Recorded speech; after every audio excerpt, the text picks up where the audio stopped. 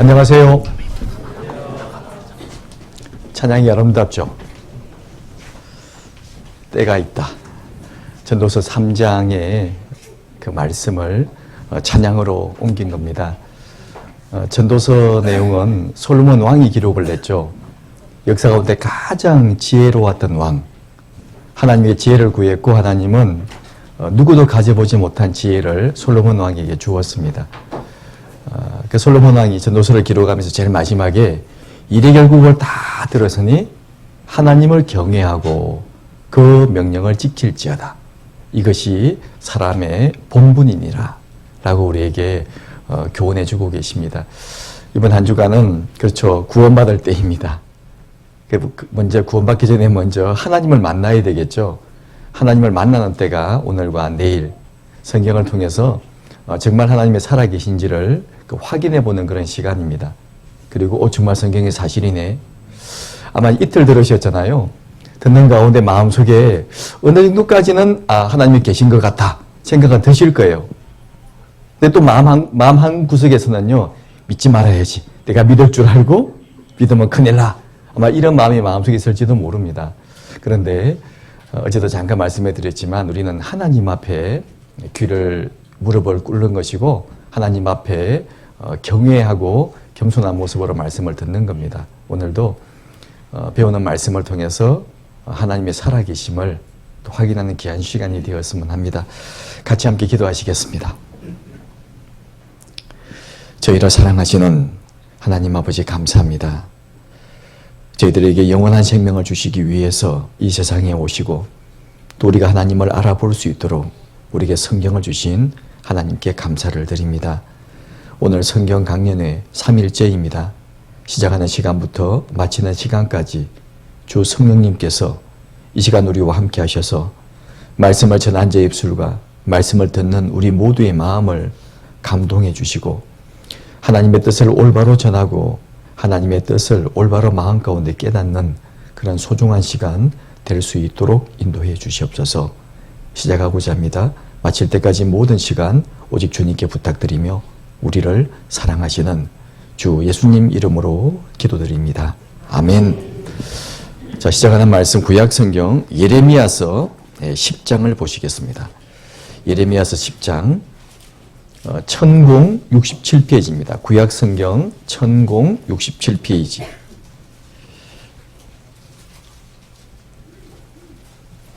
예레미야서 10장입니다. 10장 10절부터 제가 2절, 10절, 11절 제가 읽어드리겠습니다. 오직 여호와는 참 하나님이시요 사시는 하나님이시요 영원한 왕이시라. 그 진노하심에 땅이 진동하며 그 분노하심을 열방이 능히 당치 못하더니라. 너희는 이같이 그들에게 이르기를 천지를 짓지 아니한 신들은 땅 위에서 이 하늘 아래서 망하리라 하라. 됐습니다. 이 예레미야 10장 특히 10절의 말씀은 하나님은 어떤 분인지를 우리에게 잘 소개해 주고 있습니다. 어제도 사도행전 17장 내용을 통해서 하나님이 어떤 분인가를 사도 바울이 그래서 아테네에서 이렇게 성경 강연회 하는 것처럼 집회한 내용을 잠깐 배웠고 오늘은 하나님이 어떤 분인가를 조금 더 구체적으로 또 정확하게 함축해 주신 말씀이 바로 이 예레미야 10장 10절의 말씀입니다. 여기 몇 가지가 나와 있죠. 하나님이 어떤 분이냐? 오직 여호와. 여호와란 말은 창조주 하나님이다 라는 뜻을 가지고 있습니다. 오직 여호와는 어떤 하나님이라고요? 참 하나님이시오. 기름도 보면 참 기름이 있잖아요. 근데 참기름도 좋지만 들기름도 좋긴 한데 어쨌든 간에 참 하나님이시오. 이 말씀 속에는 이런 의미를 가지고 있습니다. 가짜가 아니라는 거죠. 진짜란 말이잖아요. 진짜. 그리고 이어지는 말씀이 사시는 하나님이시오. 진짜 참 하나님은 사시는 분이시다. 이런 말입니다. 한때 잠깐 있다가 사라지는 신들이 얼마나 많습니까? 역사 가운데 대제국이 이루어졌다가 멸망했습니다. 또 그 대제국이 이루어졌다 멸망할 때까지 많은 신들이 만들어졌잖아요. 신을 섬겼습니다. 근데 그 대제국이 망할 때 신들도 함께 망하잖아요. 우리 아이들이 보는 책이 있습니다. 그리스 로마 신화. 신이 얼마나 많습니까? 뭐 제우스부터 해서 또 여러분 바카스 있죠? 우리 지금 베트남에서 열심히 코치 감독하고 계시는 박항석. 그거는 이제 바카스라고 그러더라고요. 너무 우리 마음 시원케 만들어줘서. 근데 이 바카스가 원래 신 이름입니다. 술의 신, 바카스. 그리고 뭐 바다의 신 포세이돈, 뭐 제우스. 자, 물론 그것들은 신화죠. 신화입니다. 그래서 로마의 신화죠. 진짜 신이라는 증거는 없잖아요. 지금 누가 제우스를 믿습니까? 누가 바카스 신을 믿어요? 지금 그런 사람은 없죠. 그런데 하나님은 지금도 여전히 하나님이세요. 역사 시작할 때부터 지금까지. 수많은 역사가 바뀌고 또 수많은 제국이 생겼다가 사라졌지만 하나님은 여전히 하나님이잖아요. 참 하나님이시오, 사시는 하나님이시오. 그리고 또 뭐라고 소개하고 계십니까? 영원한 왕이시라. 영원히 왕이다. 이 말은 한때 왕이 아니라는 거죠. 지금 중국에 왕처럼 군림하는 사람이 있습니다. 물론 그분도 죽으면 끝나잖아요. 미국 대통령 아주 요즘 많이 자기 마음대로 합니다. 하지만 그 사람도 임기가 4년이에요. 물론 이제 재선하면 8년 동안 할 수 있습니다. 한국 대통령 몇 년입니까? 불과 5년이면 끝나요. 또 뭐 재임을 할 수도 없습니다. 그러니까 우리가 어떤 대통령이 싫어요. 왕이 싫어요. 그러면 어떻게 하면 됩니까? 딴 나라 이민 가면 됩니다. 그죠? 뭐 안 보잖아요. 그리고 미운 사람도 임기가 끝나면요. 자연스럽게 뭐 감옥에 가시든지 그냥 집으로 가요. 안 보면 돼요. 그런데 하나님은 안 볼 수 없습니다. 이 땅에서도 봐야 되고 또 죽음을 건너가면 반드시 영원한 왕이신. 왕이 무엇입니까? 왕은 다스린다 그런 말입니다. 옛날 왕은 바로 사람의 생사 여타를 결정하잖아요. 죽일 수 있습니다. 살려. 죽을 사람 살리는 게 왕이잖아요. 그런 다스린다, 지배한다, 주장한다. 그런 의미를 가지고 있잖아요. 우리 하나님은 영원한 왕이십니다. 영원한 왕. 한때 왕이 아니라는 거죠. 그래서 우리가 성경을 배우는 가운데 그 하나님을 확인하는 겁니다. 자, 사람은 이 자연 앞에 대항하면 안 됩니다. 번개가 꽝꽝 치는데요. 우산 들고 나가면 안 돼요. 셔부치 들고 산에 올라가면 큰일 납니다. 바로 벼락 맞아요. 얼마나 무서운지 아십니까? 큰 태풍이 몰아치고 바다에 배 타고 나갔을 때요. 태풍을 만나본 분들이 계세요. 제가 이제 상담할 때 물어보니까 그분이 원래 무신론자였거든요. 저한테 그래. 하나님이 어디 있어요? 저는 이렇게 말씀하시기를 제가 물어봤습니다. 선생님 어부시라면서요. 예, 어부입니다. 혹시 배 타고 나갔을 때 큰 파도 혹은 태풍 만나본 적 없습니까? 몇 번 있었대요. 솔직히 말씀해 보세요. 그때 하나님 불렀습니까? 안 불렀습니까? 빙그레 웃어요. 왜 웃을까요? 그때야 불렀죠. 불렀죠. 정말 무섭더랍니다. 태풍이 치면요. 얼마나 무서운지 아십니까? 지금 우리 독도에 우리 한 형제님이 한 분 지금 근무 중에 계세요. 그 책임자로 계시는데 밤에요. 파도가 치면 굉장히 무서운 소리가 난대요. 그렇게 무서울 수가 없답니다. 파도의 소리가요. 얼마나 무서운지 아십니까? 자연이 얼마나 무서운지 아십니까? 사람은 그 자연 앞에 꼼짝 못해요. 미국에 허리케인 와보십시오. 온 도시가 다 피난 가잖아요. 차가 날아갑니다. 그런 자연 앞에서 사람은 꼼짝 못하는 사람들이 참 신기해요. 하나님이 어디 있어? 있으면 나와보라고 그래. 그 말이 얼마나 무서운 말인 줄 아십니까? 그 말이 얼마나 큰 말인 줄 아세요? 물론 몰라서 그런 말을 하겠죠. 하지만 성경을 배우는 가운데 아 정말 하나님이 계시는구나 확인할 수 있습니다. 자, 요한복음 1장 1절에 보면요. 태초에 말씀이 계시니라 이 말씀이 곧 하나님이시라라고 말씀하시죠. 자, 태초에 말씀이 계시는데 바로 이 말씀이 곧 뭐라고요? 하나님이시라. 말씀이 하나님이랍니다. 바로 하나님 말씀이라는 거죠. 이사야 33장 16절에 34장 16절에 너희는 여호와의 책을 자세히 읽어보라. 성경을 말씀할 때 여호와의 책이라고 그래요. 하나님의 책이다 그런 말씀이죠. 바로 이 성경이 곧 하나님이시라. 말씀이 곧 하나님이세요. 그러니까 우리가 하나님을 믿는다라고 하는 것은 어떤 의미를 가지고 있는 줄 아십니까? 성경을 믿는다 그런 말이에요. 하나님 믿어요. 근데 성경을 안 믿어. 그 믿는 거 아닙니다. 바로 하나님을 믿는다고 하는 건 바로 성경을 믿는 것이 하나님을 믿는 거예요. 하나님께 순종한다고 하는 것은 바로 성경 말씀 앞에 순종하는 것이 바로 하나님께 순종하는 겁니다. 그리고 믿으려면 확실하게 믿어야 돼요. 분명히 알고 믿어야 되고 그리고 전부를 다 믿어야 됩니다.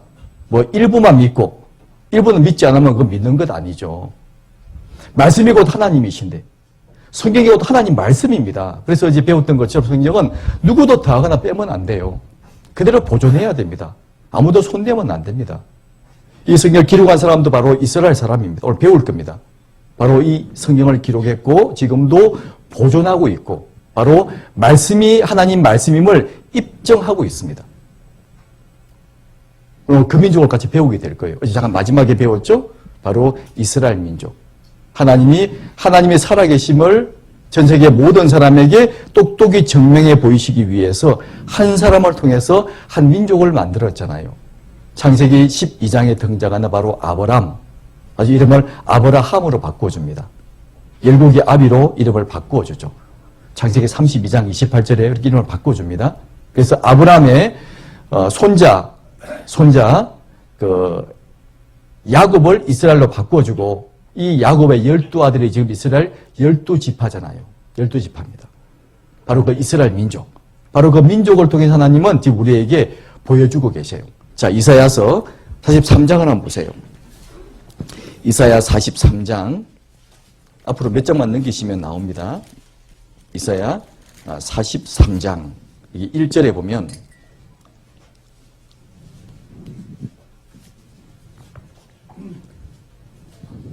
같이 읽어보실까요?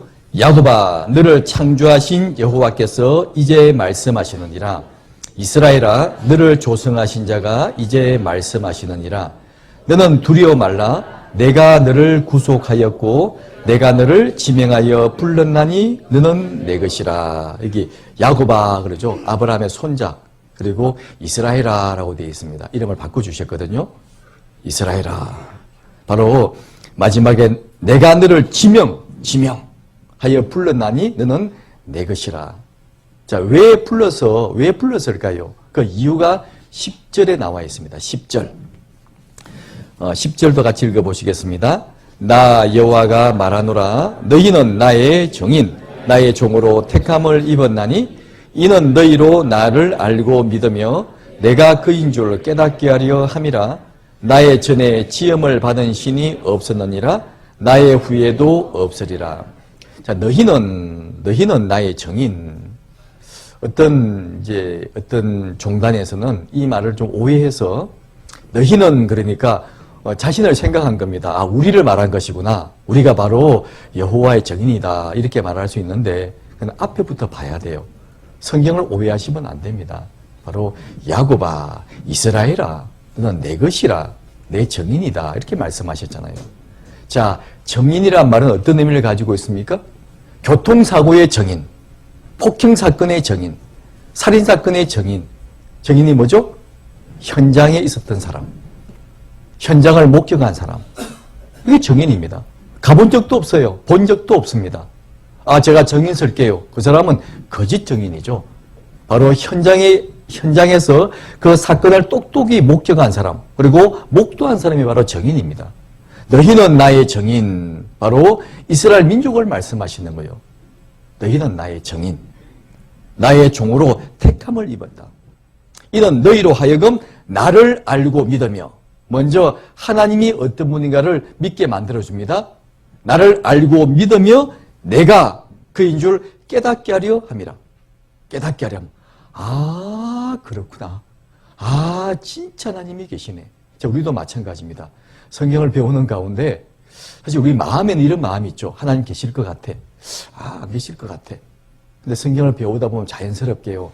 아, 진짜 계시구나. 이렇게 알게 됩니다. 그걸 깨닫는다고 그래요. 깨닫는 것. 그러니까 성경은 머리로 배우는 것이 아닙니다. 이 성경은 이 학문이 없는 분도 금방 깨달을 수 있어요. 아이들도 깨닫고 우리 어르신들도 깨달을 수 있습니다. 바로 성경은 마음으로 배우는 거예요. 듣다 보면 아 그렇지, 아 그렇구나, 아 이러면 정말 하나님이 계시지, 틀림없지, 하나님 말씀이 맞구나, 이렇게 깨달음이 옵니다. 그래서 너희로 내가 그인 줄 깨닫게 하라 합니다. 나의 전에 지음을 받은 신이 없었느니라, 나의 후에도 없으리라. 바로 하나님의 살아계심을 증명하는 바로 민족이 바로 이스라엘 민족입니다. 사실은 처음부터 믿을 수 없잖아요. 어떤 증거를 보여줘야 됩니다. 그래서 하나님은 이스라엘 민족에게 엄청난 기적을 보여줘요. 잠깐 이거 보세요. 여기에 나 여호와가 말하노라 너희는 나의 정인 그랬잖아요. 그런데 여기 한 가지 더 부연 설명을 한다면 신명기 7장 6절과 7절에 보면 같이 읽어보실까요? 너는 여호와 내 하나님의 성민이라. 내 하나님 여호와께서 지상 만민 중에서 너를 자기 기업의 백성으로 택하셨나니 여호와께서 너희를 기뻐하시고 너희를 택하심은 너희가 다른 민족보다 수요가 많은 영고가 아니라 모든 민족 중에 적으니라. 여기 보시면 여기 이제 하나님의 성민, 그죠? 거룩한 민족이다. 거룩한 민족. 바로 선택한 거룩한 민족. 내가 거룩하니 너희도 거룩할지어다 말씀하신 것처럼 바로 이스라엘 거룩한 민족입니다. 하나님께서 지상 만민 중에서 많은 사람들 가운데 지상 많은 사람들 중에서 너를 이스라엘 민족을 자기 기업의 백성으로 택하셨다. 바로 신명기서 말씀은 모세가 기록을 했죠.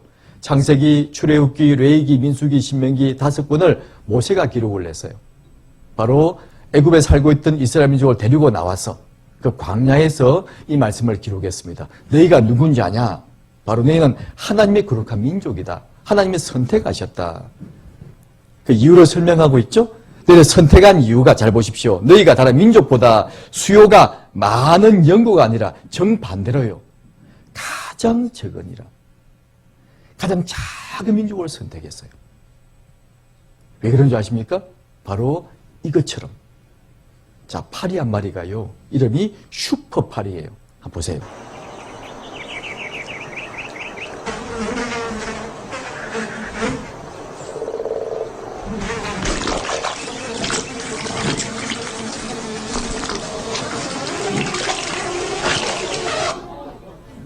개구리 살려! 그러죠?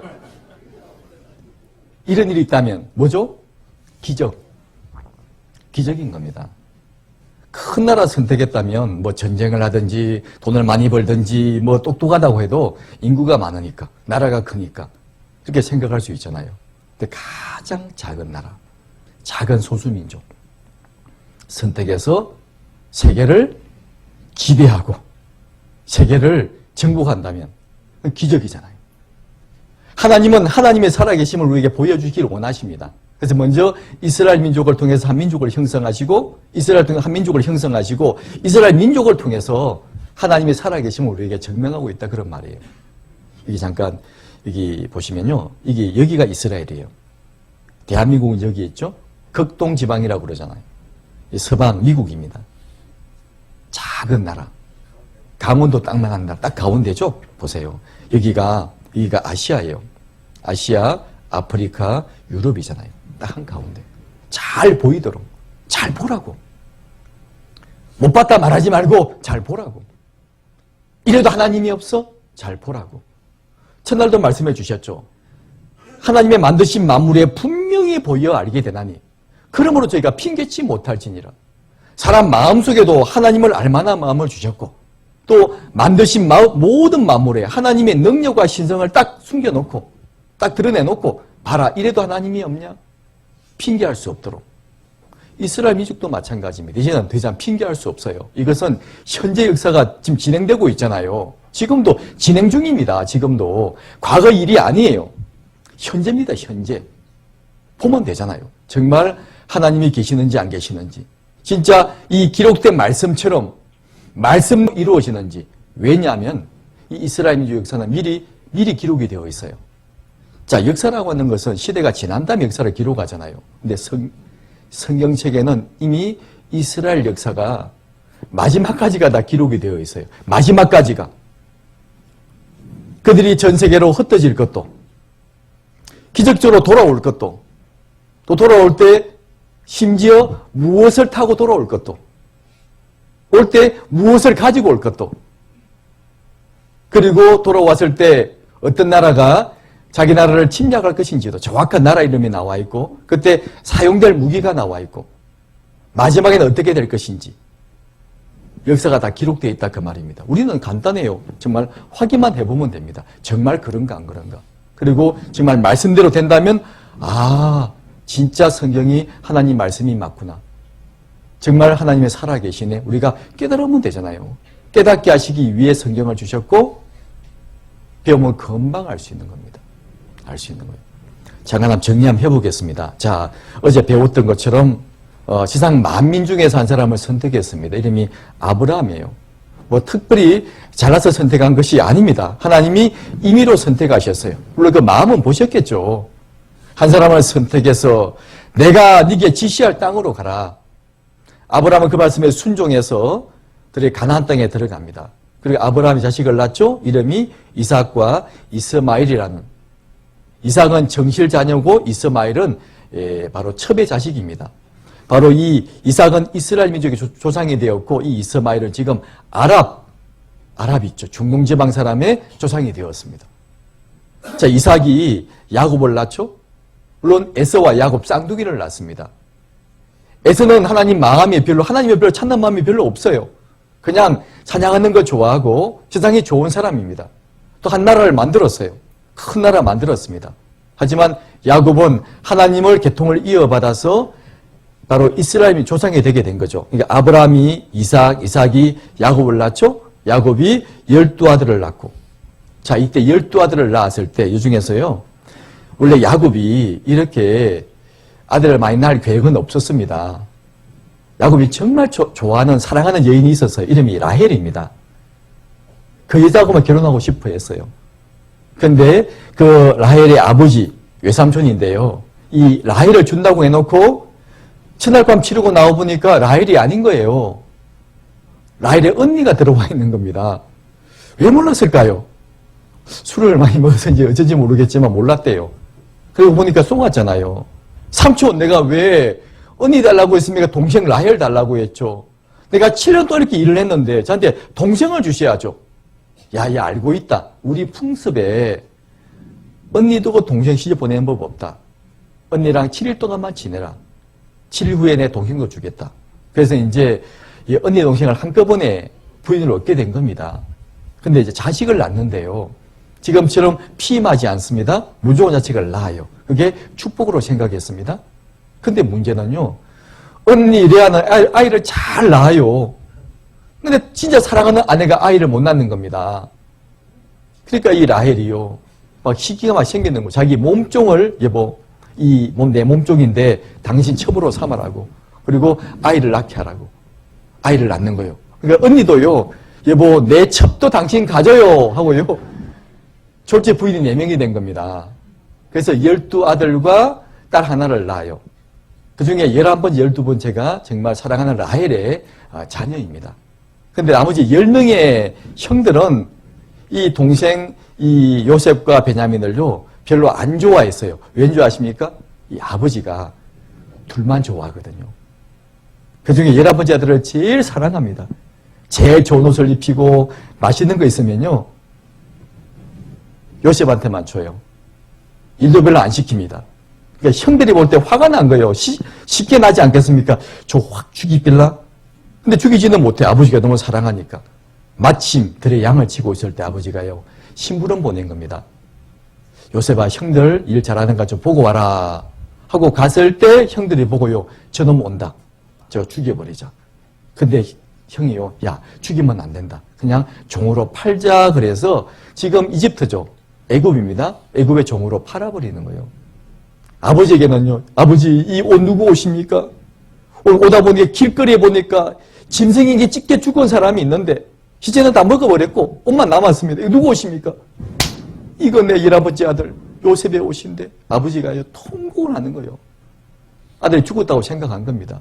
자, 그런데 아들이 안 죽었잖아요.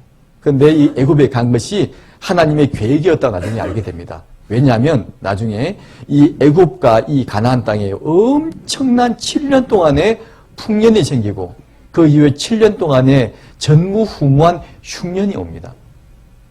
그때를 대비해서 하나님이 먼저 요셉을 애굽에 보냈다고 말씀하고 계세요. 그래서 그때 그 일을 요셉은 예측을 하고 왕에게 알려줍니다. 왕은 그 말을 듣고요, 이 요셉을 일약 자기의 두 번째 자리로 삼아버리는 겁니다. 왕 다음으로 세운 거예요. 총리를 세웠습니다. 그 7년 풍년 때 곡식을 많이 거두어서 큰 창고를 짓고, 지금 발굴됐습니다. 창고를 짓고 곡식을 쌓아두고, 그리고 7년 흉년을 예비하게 한 겁니다. 그래서 7년 흉년 때 형들이 곡식 사러 왔어요. 결국 동생 만나게 되죠. 죽었다 싶었는데 동생이 말하면, 형님 걱정하지 마십시오. 사실 하나님이 우리 민족을 살리기 위해서 나를 먼저 애굽에 보낸 거니까 너무 겁내지 마시고 아버지 모시고 오십시오. 내 동생도 데리고 오십시오. 다 데리고 오게 만들어요. 그래서 잘 먹고 잘 살면 얼마나 좋았겠습니까? 잘 먹고 잘 살았어요. 근데 문제는 요셉이 죽고 나서 또 왕도 또 바뀌었어요. 그 바뀐 왕이 이 요셉의 가족들을요, 그때부터 딱 붙들은 겁니다. 그리고 종으로 삼는 겁니다. 무려 400년 동안이나. 그러니까 날마다 그들의 소원은 독립이었습니다. 해방되는 거였어요. 나가는 거였어요. 하나님, 우리를 구원해 주십시오. 하나님, 우리를 구원해 주십시오. 기도했고, 하나님은 그곳에 바로 모세를 보내죠. 바로 모세를 보내서 데리고 나온 내용이 바로 출애굽기예요. 창세기 다음에 출애굽기지 않습니까? 바로 출애굽기. 애굽의 종으로 살 때 데리고 나온 기록이 출애굽기입니다. 그런데 그 당시 애굽이 세계 초강대국이었습니다. 초강대국에 있으면서 피라미드를 건설했잖아요. 엄청난, 지금도 아주 불가사의한 불가사의한 그 건축물이라고 그러지 않습니까? 피라미드를 건설하고. 사실 다 이 이스라엘 사람들의 솜씨입니다.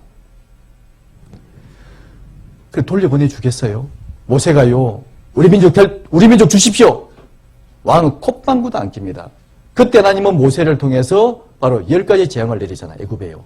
피, 개구리, 이, 파리, 이런 10가지 재앙을 내립니다. 피계이파, 악독, 우매, 흑장사. 뭔 소리인지 아십니까? 피, 개, 이, 파, 악독, 우매, 흑장. 이렇게 외우면 되거든요. 잘 모르시네. 어쨌든 간 10가지 재앙을 내려요. 그러니까 재앙을 내리니까 드디어 애굽의 바로 왕이요, 돌려보내는 겁니다. 이 10가지 재앙은 자연재앙입니다. 자연재앙인데 예전에 영화에 보니까 정말 영화를 잘 만들었어요. 영화 한번 보세요. 장난 한번 보세요.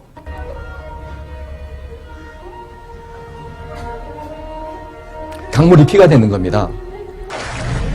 여기 개구리가 나오죠?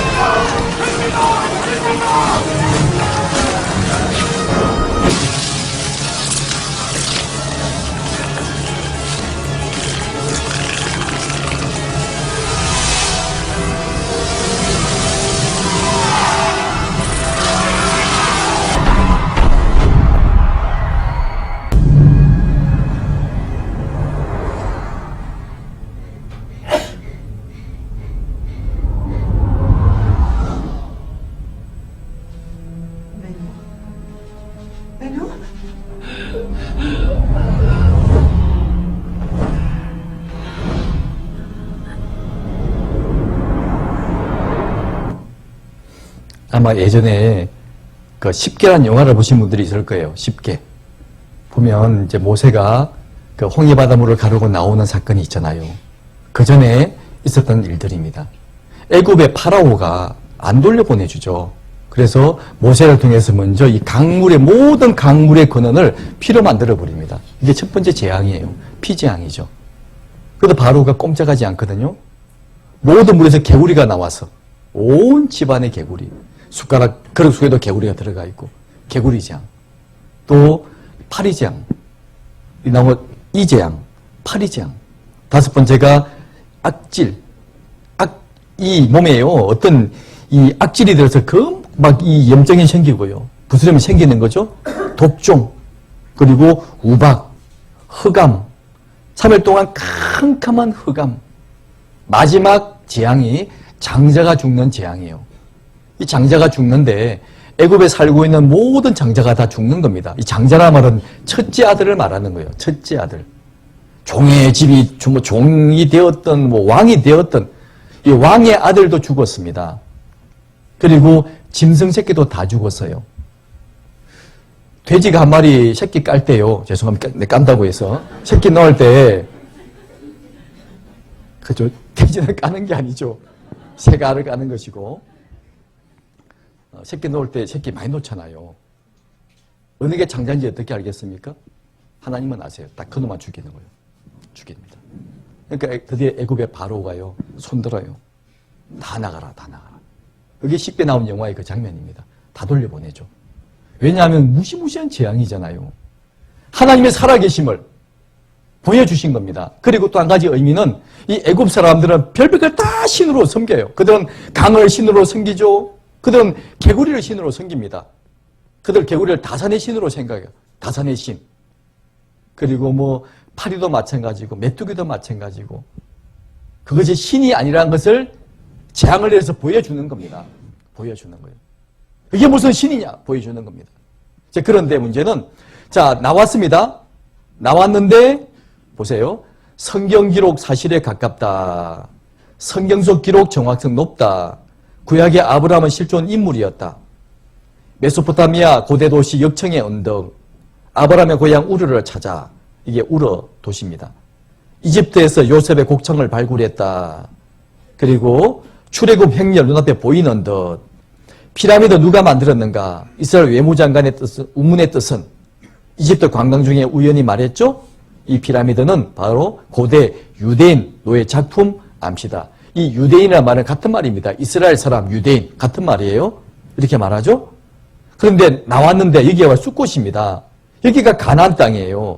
근데 참 하나님이 이상하게 바로 데려가지 않고 광야로 보낸 거예요.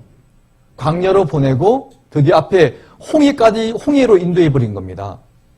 특히 이 지역은요, 앞에가 홍해고 뒤가 거의 막힌 지역입니다. 좁은 길만 있고 앞에는 바다예요. 자, 이 소식을 바로가 들었습니다. 여기까지 재앙을 받고 바로가 너무 무서워서 돌려보내 주었는데, 이스라엘 사람이 가나안으로 가지 않고 광야로 해서 바다로 갔다 갇혀있다? 다시 잡으러 가자 하고 모든 군대를 끌고 다시 잡으러 오는 겁니다. 그런데 이것이 하나님의 계획이었습니다. 잘 보세요. 바로 이 지역이요, 요즘 발굴됐잖아요. 바로 이 지역입니다. 누에이바라는 지역인데요. 바로 이 면적이 여의도 4.5배 면적이랍니다. 4.5배 면적. 예전에 빌리그레아 목사님이 한국에 왔을 때 여의도에 100만 명이 모였다고 그러지 않습니까? 이때 나올 때 남자, 여자, 아이 합쳐서 약 200만 명 됩니다.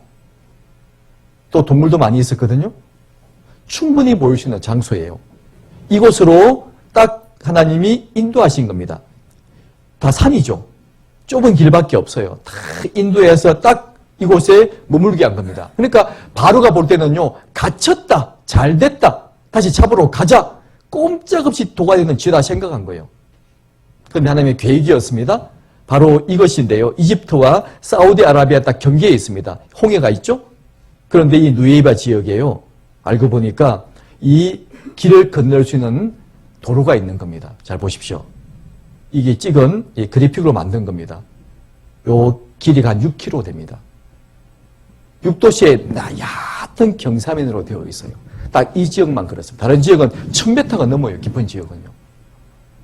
딱 한 6m 이내로요. 약간 경사로 해서 요 길이 만들어져 있는 겁니다. 바로 이 지역이죠. 이 지역. 모세의 기적 바람이 만들었다. 그 홍해 이 영화 보면 나오잖아요. 이렇게 모세가 딱 손 내미니까 물이 쫙 갈라지면서 길이 생기잖아요. 그런데 이런 길 정도가 아닙니다. 사람이 얼마나 많은데요. 길이가 한 6km 넓은 길이 만들어진 겁니다. 실제 과학자가 실험을 냈습니다. 이런 길이 만들어질 수 있을까? 바다가 어떻게 갈라지냐? 가능합니다. 똑같은 방향으로요. 바람이 불면 가능해요. 또 바람은 왔다 갔다 불잖아요. 그래서 바닷물이 갈라지지 않습니다. 근데 동일한 방향으로 딱 드라이기로 실험을 해본 겁니다. 약 초속 74km의 속도로 쭉 바람을 부니까요. 이게요. 물이 쫙 갈라지는 것을 실험을 했어요. 물이 갈라졌습니다. 통과했죠. 그런데 이집트 군대가 또 따라 들어왔습니다. 그래서 따라왔던 이집트 군대가 물에 다 잠겨버리잖아요. 이게 성경 내용입니다. 자, 출애굽기 14장을 보시겠습니다. 한번 보시죠. 출애굽기 14장에 이 내용이 나와 있습니다. 14장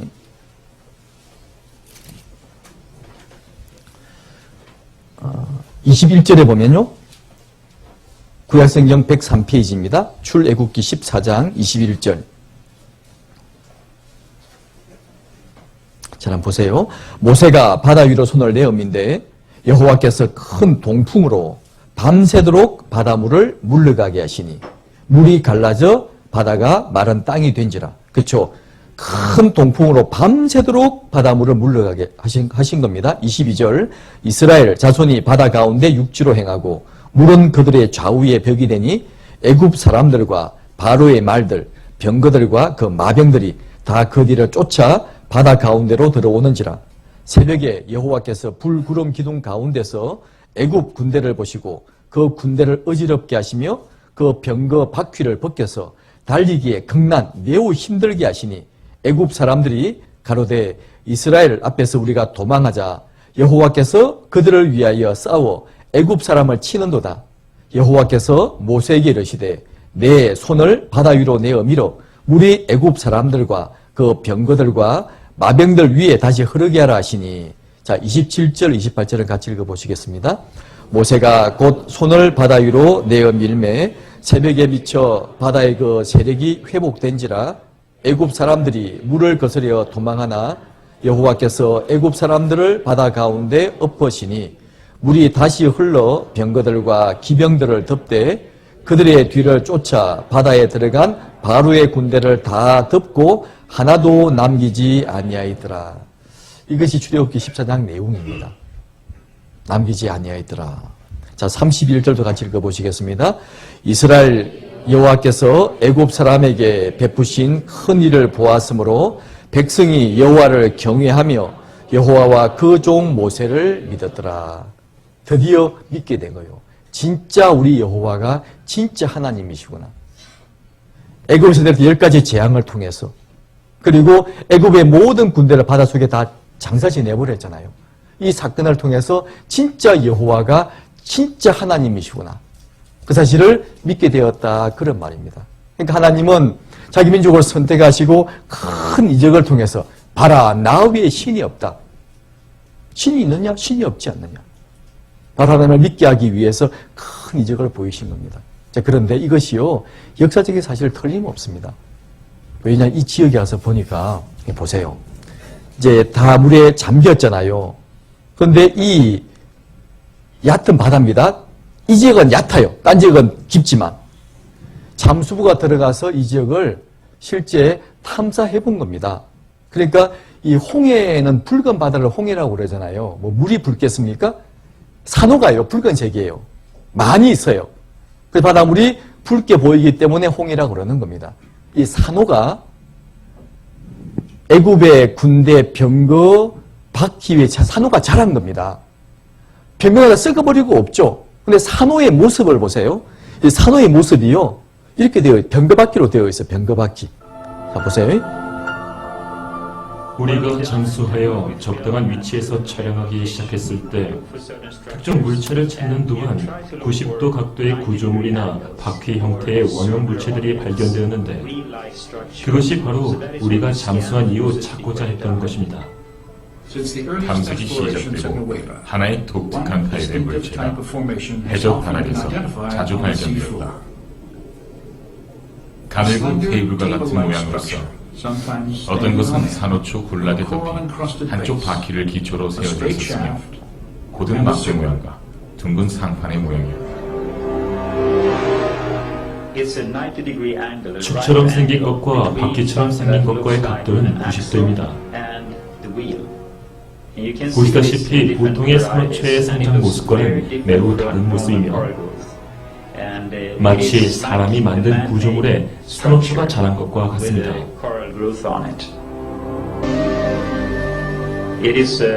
이것은 나무 지질로 만든 바퀴로서 금과 합금으로 덮여 있는데 이 합금은 금과 은의 합금으로서 그 위에서는 산호가 생장할 수 없습니다. 이 물체는 그 형태가 매우 잘 보존되어 있습니다. 충격에 약한 목재 부분이 떨어져 나간 것처럼 보입니다. 나무 부분을 없애려면 부러뜨릴 수도 있을 것 같습니다. 추후 분석해본 결과 이 물체의 사이즈와 디자인이 출애굽기와 비슷한 시대에 이집트 18대 왕조의 고관에 이제 4개의 바퀴살에 달린 병거 바퀴임이 밝혀졌다. 예, 이렇게 지금도 고고학적으로 얼마든지 확인해 볼 수 있습니다. 성경은 사실이에요. 그래서 신명기 4장 34절 35절에 보면 제가 읽어드리겠습니다.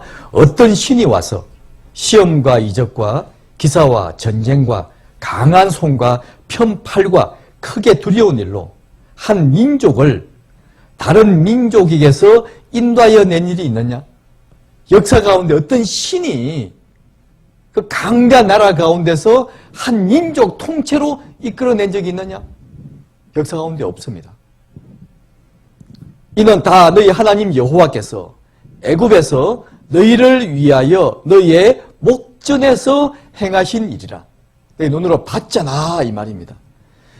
자 35절은 같이 읽어보시겠습니다.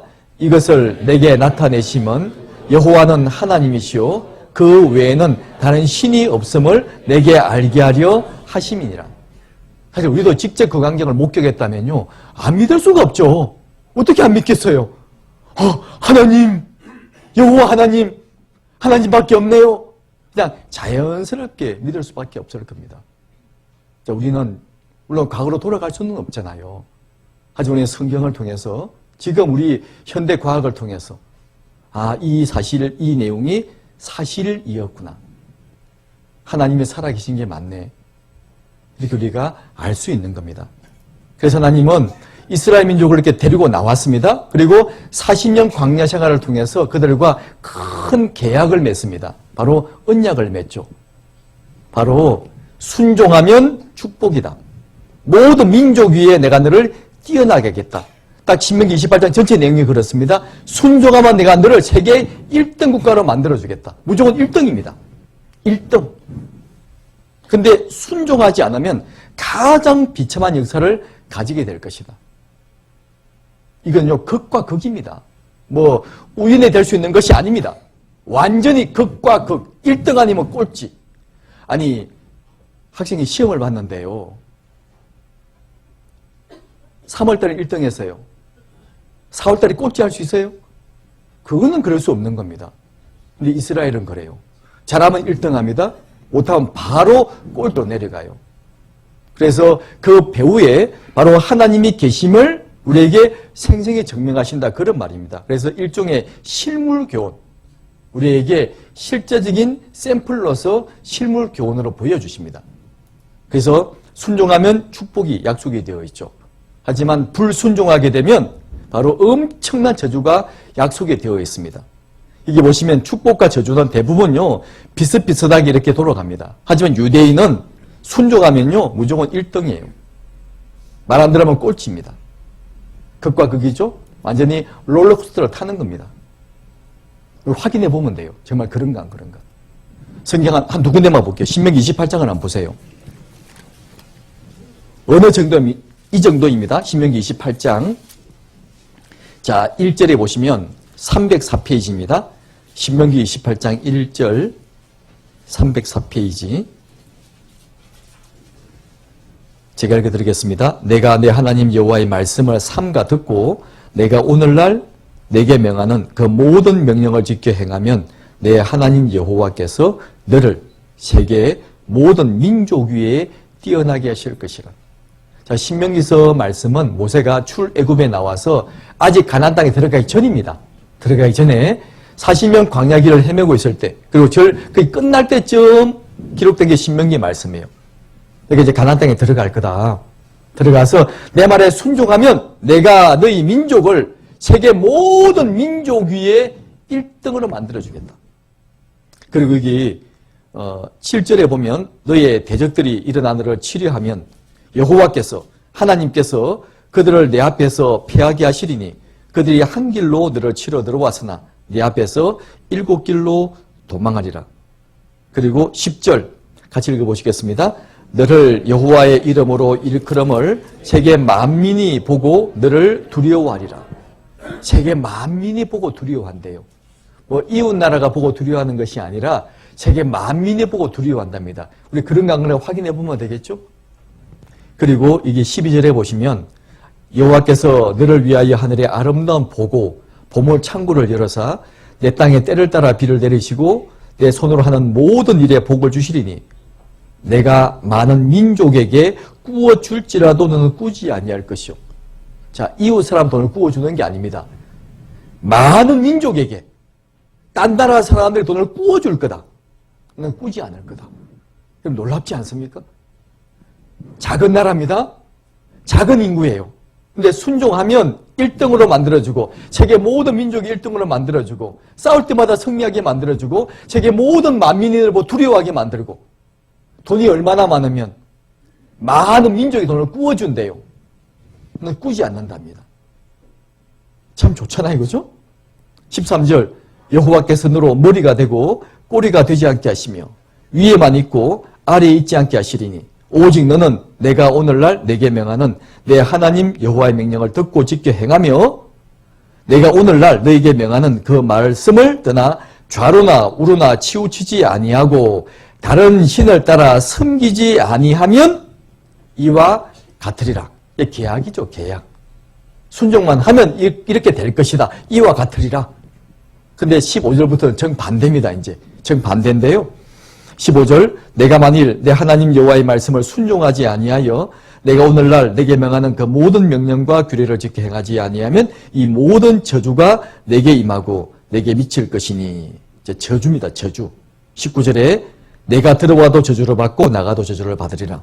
25절에 여호와께서 너로 내 대적 앞에 피하게 하시리니 내가 한 길로 그들을 치러 나가서는 그들 앞에서 7길로 도망할 것이며 내가 또 세계 만국 중에 전 세계에 흩음을 당하고 26절 네 시체가 공중의 모든 새와 땅 짐승들의 밥이 될 것이나 그것을 쫓아줄 자가 없을 것이며 세계 만국 중에 흩어짐을 당한대요. 한 나라가 전 세계로 흩어짐을 당하고 시체가 길거리에 쌓여 있는데 새가 와 쪼아먹고 짐승이 뜯어먹는답니다. 이게 얼마나 비참한 내용이에요. 사실 이 축복은 4분의 1이고 나머지 4분의 3이 저주입니다. 심지어요 부모가 자식을 잡아먹는답니다. 너무 배가 고파서.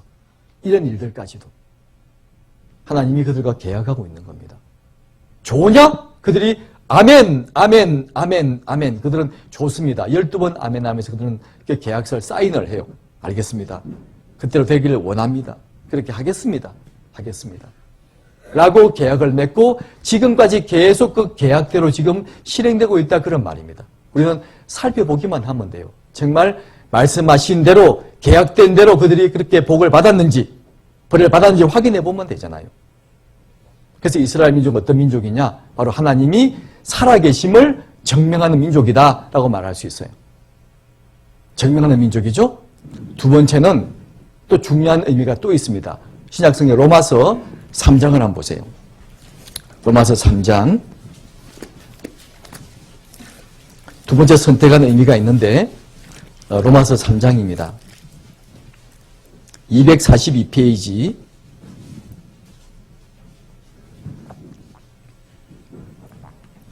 (3장) 1절 2절 같이 읽어보시겠습니다. 그런즉 유대인의 나음이 무엇이며 할례의 유익이 무엇이뇨? 범사에 많으니 첫째는 저희가 하나님의 말씀을 맡았음이니라. 그렇죠. 유대인 유익이 많이 있지만 첫째는 하나님의 말씀을 맡았다. 바로 이 말씀을 누가 기록했느냐? 바로 이스라엘 사람이 이 말씀을 기록을 했어요. 그 큰 역사를 보고 내가 네게 불러주는 말 책에 기록하라 라고 기록을 했잖아요. 그게 바로 구약 성경입니다.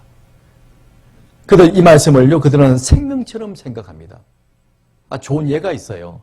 예전에 그리스가 세계를 통치할 때였습니다. 이 그리스의 이 알렉산더 대왕이 예루살렘을 공격하러 들어왔습니다. 딱 성을 마주보고 있습니다. 이제 방송했죠. 크게 외쳤습니다. 빨리 항복하라. 아니면 다 죽여버리겠다고 아주 크게 외쳤습니다. 그때 성문이 열리면서요, 사람들이 몰려 나오는 겁니다. 딱 보니까 뭐가 범상치 않는 사람들이에요. 어떤 제사장 의복을 입고 있는 사람들입니다. 누가 앞선 사람이냐? 바로 시몬이라고 불리는 그때 대제사장입니다. 그 뒤로 쭉 사람이 따라오는 겁니다. 갑자기 대왕이요, 말해서 갑자기 내렸대요. 부하들이 보고요, 뭔 일이야? 우리 대왕이 말해서 왜 내려? 바로 저 사람은 내가 어젯밤에 꿈을 꾸었는데 큰 전쟁을 했는데 그때 나를 도와주었던 천사가 있다. 바로 저 사람이 천사의 얼굴을 하고 있다. 이게 벌써 마음이 좋아진 거예요. 이제 대왕이여, 우리 왕에게 한 가지만 요청하겠습니다. 이 한 가지만 들어주시면 우리 무조건 항복하겠습니다. 근데 만일 이 한 가지를 안 들어주시면 우리는 끝까지 한 명도 남지 않고 끝까지 죽기까지 항쟁할 겁니다. 한 가지만 들어줄 수 있습니까? 왕은요, 이미 마음이 이제 좀 너그러워졌어요. 그래, 그것이 무엇인데? 성경을 지켜주십시오. 신앙을 지켜주십시오. 우리는 하나님의 선민입니다. 이 말씀을 맡은 사람들입니다. 이 말씀을 지켜야 됩니다. 이것만 지켜주시면 됩니다. 대왕은요, 오케이 한 거예요. 그리고 이 헬라 문화가 굉장히 큰 문화입니다. 헬라식 건물을 지어주고 헬라식 도서관을 지어주었어요. 그리고 그 헬라 말로 성경을 번역했잖아요. 이게 바로 유명한 구약의 70인역이라는 겁니다. 그게 그리스 말로 번역이 되어 있어요.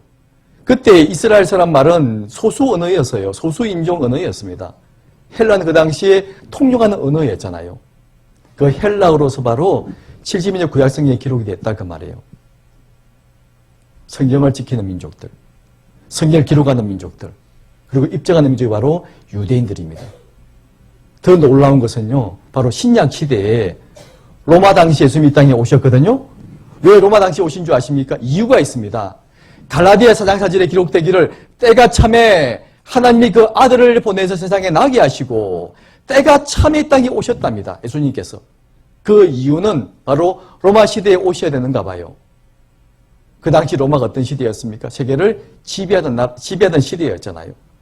모든 길은 로마로 통한다. 세계의 모든 길은 로마로 통한다. 또 그 당시 로마가 평화로운 시대였습니다. 로마의 문화는요, 딴 나라 문화를 인정해주는 문화죠. 그때 이 로마에 잘 닦여진 도로, 그리고 또 그때 쓰는 언어가 헬라어였습니다. 이 헬라어를 가지고 신약이 기록됐잖아요. 쭉 성경을 번역해서, 성경을 기록해서 그 로마의 문화를 이용해서요, 짧은 시간에 저 복음이 전 세계에 쫙 전해졌잖아요. 하나님은 성경을 전 세계의 모든 사람에 알리기를 원하십니다. 그래서 이 구약 성경을 위해서 이스라엘 민족을 선택하셔서 말씀을 기록하게 만들고 또 그리스를 이용해서 이 말씀을 지키게 만들었고 헬라어로 번역하게 만들었고 또 로마를 통해서 이 말씀을 기록해 전 세계로 쫙 복음이 전 세계로 전할 수 있도록 기회를 만들어 주신 겁니다. 성경은 특별한 책이에요. 하나님 말씀입니다. 자, 보세요. 이게 성경이 있잖아요. 성경. 자, 현존 최고 구약 사회 문서 발견지, 1947년도 이 사해바다 쿰란 동굴에서요, 아주 오래된 고문서를 발견했습니다. 그게 성경이었어요. 언제 성경이었냐? 2100년 전 구약 성경이었어요. 2100년 구약 성경.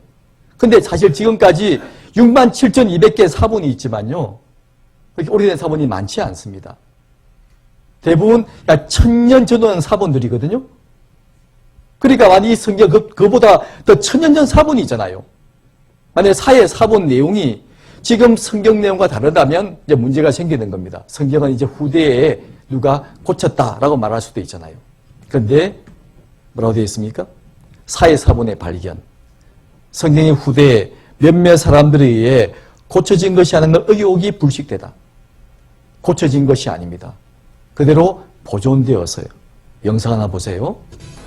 사본들은 지표면에서 가장 낮은 지대인 유대 황야의 사해 지역에서 발견됐다. 오랜 세월 이곳의 건조한 환경이 사본들의 훼손을 막을 수 있었다. 1947년에 최초로 극적인 발견이 있은 후 탐험을 통해 이 지역의 다른 동굴들에서도 고대 문서의 조각들을 찾아낼 수 있었다. 동굴들은 쿰란이라는 고대 유적지 주변에 흩어져 있고 가장 가까운 동굴은 불과 15m 거리다. 일부 사본은 온전하게 발견됐지만 심하게 훼손된 것도 있었다.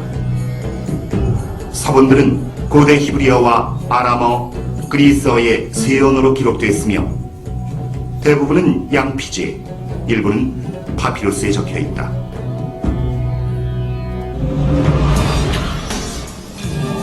오늘날 사해 사본은 이스라엘 박물관의 고문서관에 안치된 후 먼 옛날의 이야기를 속삭여주며 기독교의 기원이라 할 초기 유대교에 대해 말해준다.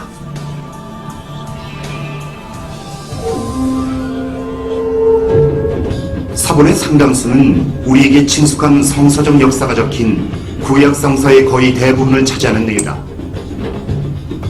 그 중엔 20편의 창세기 사본과 17편의 출애굽기 사본, 20여 편의 시편 사본이 있다. 여기엔 에스더서를 제외한 모든 히브리 성서가 있습니다. 그래서 사람들은 오늘날까지 2000년 동안 전해 내려온 세세한 부분까지 거의 누락되지 않은 똑같은 내용을 읽고 쓰고 믿습니다. 사람들은 사해 사본을 접하면 뭔가가 변합니다. 제겐 제 근본까지 흔드는 일이고 그 성서 사본을 보면 역사가 생생히 느껴져요.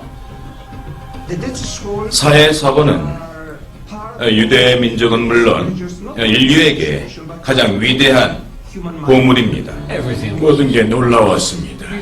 우리가 알지 못하던 기도문과 성서에 대한 주석과 신약 성서를 뒷받침해주는 내용이 담긴 문서들이 발견됐으니까요. 모든 게 놀랍다는 말, 바로 이런 걸 일컫는 말이지요. 그렇죠. 그런즉 유대인의 남이 무엇이며 할례의 유익이 무엇이뇨? 범사에 많지만 첫째는 저희가 하나님의 말씀을 맡았습니다. 하나님이 이스라엘 민족을 왜 선택하셨습니까? 전 세계 모든 사람에게 봐라, 이래도 하나님이 없냐? 사람에게 복 안 드리냐, 벌 안 드리냐? 이걸 보여주시고 그리고 이 말씀을 기록해서 보존하게 하신 겁니다. 지키게 하신 거죠. 그리고 이 말씀이 그대로 입증을 시키는 게 바로 이스라엘 민족입니다. 그 이유로 선택하신 거예요. 마지막 중요한 한 가지가 또 있습니다. 요거는 이제 5분간만 쉬었다가 이어서 말씀해 드리겠습니다. 지금 42분이니까요. 47분쯤에 들어오시기 바랍니다. 2부 말씀은 이제 하나님이 왜 이스라엘 선택하셨느냐. 이제 1부에서 하나님의 살아계심을 실존을 증명해 주기 위해서. 두 번째는 이제 말씀을 누군가 기록해야 되잖아요. 누군가 보존을 해야 되잖아요. 기록하고 보존하기 위해서. 또 말씀대로 이루어지는 입증하기 위해서 이스라엘 선택하셨고 마지막 중요한 한 가지가 로마서 9장에 나와 있습니다. 로마서 9장을 한번 찾아보시겠습니다. 로마서 9장 신약 251페이지입니다. 로마서 9장 4절입니다. 9장 4절 제가 읽겠습니다. 저희는 이스라엘 사람이라 저에게는 양자됨과 영광과 언약들과 율법을 세우신 것과 예배와 약속들이 있고 조상들도 저희 것이요 육신으로 하면 그리스도가 저에게서 나셨으니 저는 만물 위에 계셔 세세 찬양을 받으실 하나님이시니라. 아멘. 이게 이제 굉장히 놀라운 말씀을 하세요. 이스라엘 선택하신 이유가 뭐냐? 바로 이스라엘 땅에 바로 하나님이 육신으로 이 땅에 오실 것을 약속하셨다고 말씀하고 있습니다. 그러니까 천지 만물을 만드신 하나님이 이 땅에 사람으로 오실 것이 약속이 되어 있고 어디로 오시느냐? 바로 이스라엘 땅에 오신대요. 그 작은 땅에. 바로 베들레헴 땅입니다. 베들레헴. 이가서 5장 2절에 이미 구약에 기록되어 있어요. 구약 성경에 무려 320가지가 예언되어 있습니다. 태어나기도 전에요. 어디서 태어날 것인지, 태어날 때 어느 몸을 빌려서 태어날 것인지, 그리고 잠깐 애굽에 내려갈 내용들, 그리고 나사렛이란 작은 동네에서 살게 되실 것도, 자기 제자에게 팔릴 것도, 심지어 주먹으로 맞을 것도, 침뱉음을 당할 것도, 옷도 벌거벗기울 것도, 십자가 못이 박힐 때 있잖아요. 겉옷은 뽑히고 속옷도 다 벗기게 될 것도 나와 있고, 그리고 돌아가시는데 돌아가셨잖아요. 시체가 썩지 않는 부활하실 것도, 그리고 성천하실 것도 구약 성경에 무려 320가지가 이미 예언되어 있어요. 그게 바로 구약입니다. 구약. 어떤 분은요, 구약 신약 그러니까 구약 무슨 한약 이름을 생각하시는데 한약 아닙니다. 약속 약자예요. 옛 약속. 천지 만물을 만드신 하나님이 이 땅에 우리를 구원하기 위해서 사람으로 오실 것을 약속해 주셨습니다. 그게 구약 성경이에요. 신약은 뭐냐? 구약대로 오셔서 이를 완성하신 다음에 새로운 약속을 하셨죠. 다시 오시겠다고 약속하셨습니다. 재림의 사건이죠. 그건 내일 배울 겁니다. 만일요, 재림이 없으면 성경은 다 거짓말이고 우리는 다 망하는 겁니다. 역사 가운데 수많은 예수 믿는 사람이 얼마나 많습니까? 몽땅 다 망하는 거예요. 예수님의 재림이 없다면, 부활이 없다면 이 신앙은 잘못된 신앙이고 진짜 껍데기 신앙이고 다 망하는 신앙입니다. 신약에 약속이 되어 있어요. 반드시 오신다고 말씀하셨습니다. 그게 신약 성경이에요. 그래서 바로 이스라엘 땅 예수님이 오십니다. 자, 보세요. 오셔서 이렇게 이스라엘 땅에 먼저 이스라엘을 선택하셔서 기적을 보여주십니다. 그래서 진짜 하나님이 계시는구나. 그들로 믿게 하죠. 그리고 그들에게 바로 선지자를 통해서 구약 성경을 기록하게 만들었습니다. 구약, 옛 약속이죠. 약속하신 대로 그리스도, 기름 부음 받은 자, 우리를 구원할 메시아 오셨고, 그리고 실제 오셨죠. 오셔서 우리의 구원을 완성하셨습니다. 모든 사람을 구원하는 일을 완성하셨어요. 우리가 몰라서 그렇죠. 이미 완성해 주셨네. 그걸 알게 됩니다. 이것이 바로 복음이에요. 굿 뉴스죠. 복음. 이 천국 복음이 모든 민족에게 다 전파되리니 그제야 끝이리라고 말씀하신 것처럼 이게 복음입니다. 우리 지금 복음을 배우고 있는 거예요. 굉장히 놀라운 복음입니다. 이 구원의 사실을 전 세상, 온 세상에 다 전파할 것이 하나님이 인간을 만드신 계획이고, 그리고 이스라엘 선택한 계획이다 그 말이에요. 이스라엘을 선택하셨습니다. 그래서 이게 이렇게 많이 예언되어 있죠. 구약 성경이에요. 예언되어 있고 예언하신 대로 진짜 이 땅에 아기로 태어나셨죠. 구약 성경 이사야서 9장 6절에 보면 태어나시기 700년 전 기록된 말씀입니다. 같이 읽어보시겠습니다. 이는 한 아기가 우리에게 낳고 한 아들을 우리에게 주신 바 되었는데 그 어깨에는 정사를 메었고 그 이름은 기묘자라 모사라 전능하신 하나님이라 영존하시는 아버지라 평강의 왕이라 할 것임이라. 야, 이게 신기하잖아요. 아기가 태어났는데 한 아기가 태어났는데, 한 아들이 태어났는데, 이름이요. 어깨 정사라는 거죠. 권력을 딱 가지고 태어나고, 이름은 기묘자. 영어 성경 원더풀. 너무 놀라운 분이다. 너무 기묘자예요. 너무 놀라우신 분입니다. 기묘자요, 모사, 카운셀러, 그렇죠? 카운셀러. 지혜를 주고 어떤 모든 문제를 다 카운셀러 할 수 있는 분. 카운셀러요. 그리고 전능하신 하나님. 능치 못할 일이 없는 하나님이시다. 그리고 영존, 영원히 존재하시는 아버지라. 평강의 왕, 우리에게 진짜 평강을 주시는 분이다. 아니, 아기 이름이 그래요. 아기 이름이 영원하신 하나님, 그리고 전능하신 하나님이라고 말씀하고 있잖아요. 근데 이렇게 말씀하시고 어떤 증거를 안 보여주면 안 됩니다. 그래서 태어나셔서 3년 반 동안 공생애 하실 때 우리가 마태마가 누가 요한복음에 나와 있는 것처럼 많은 이적을 보여주신 겁니다. 그 이적을 통해서 아, 진짜 구약에 예언되신 예수님이 하나님이 맞구나.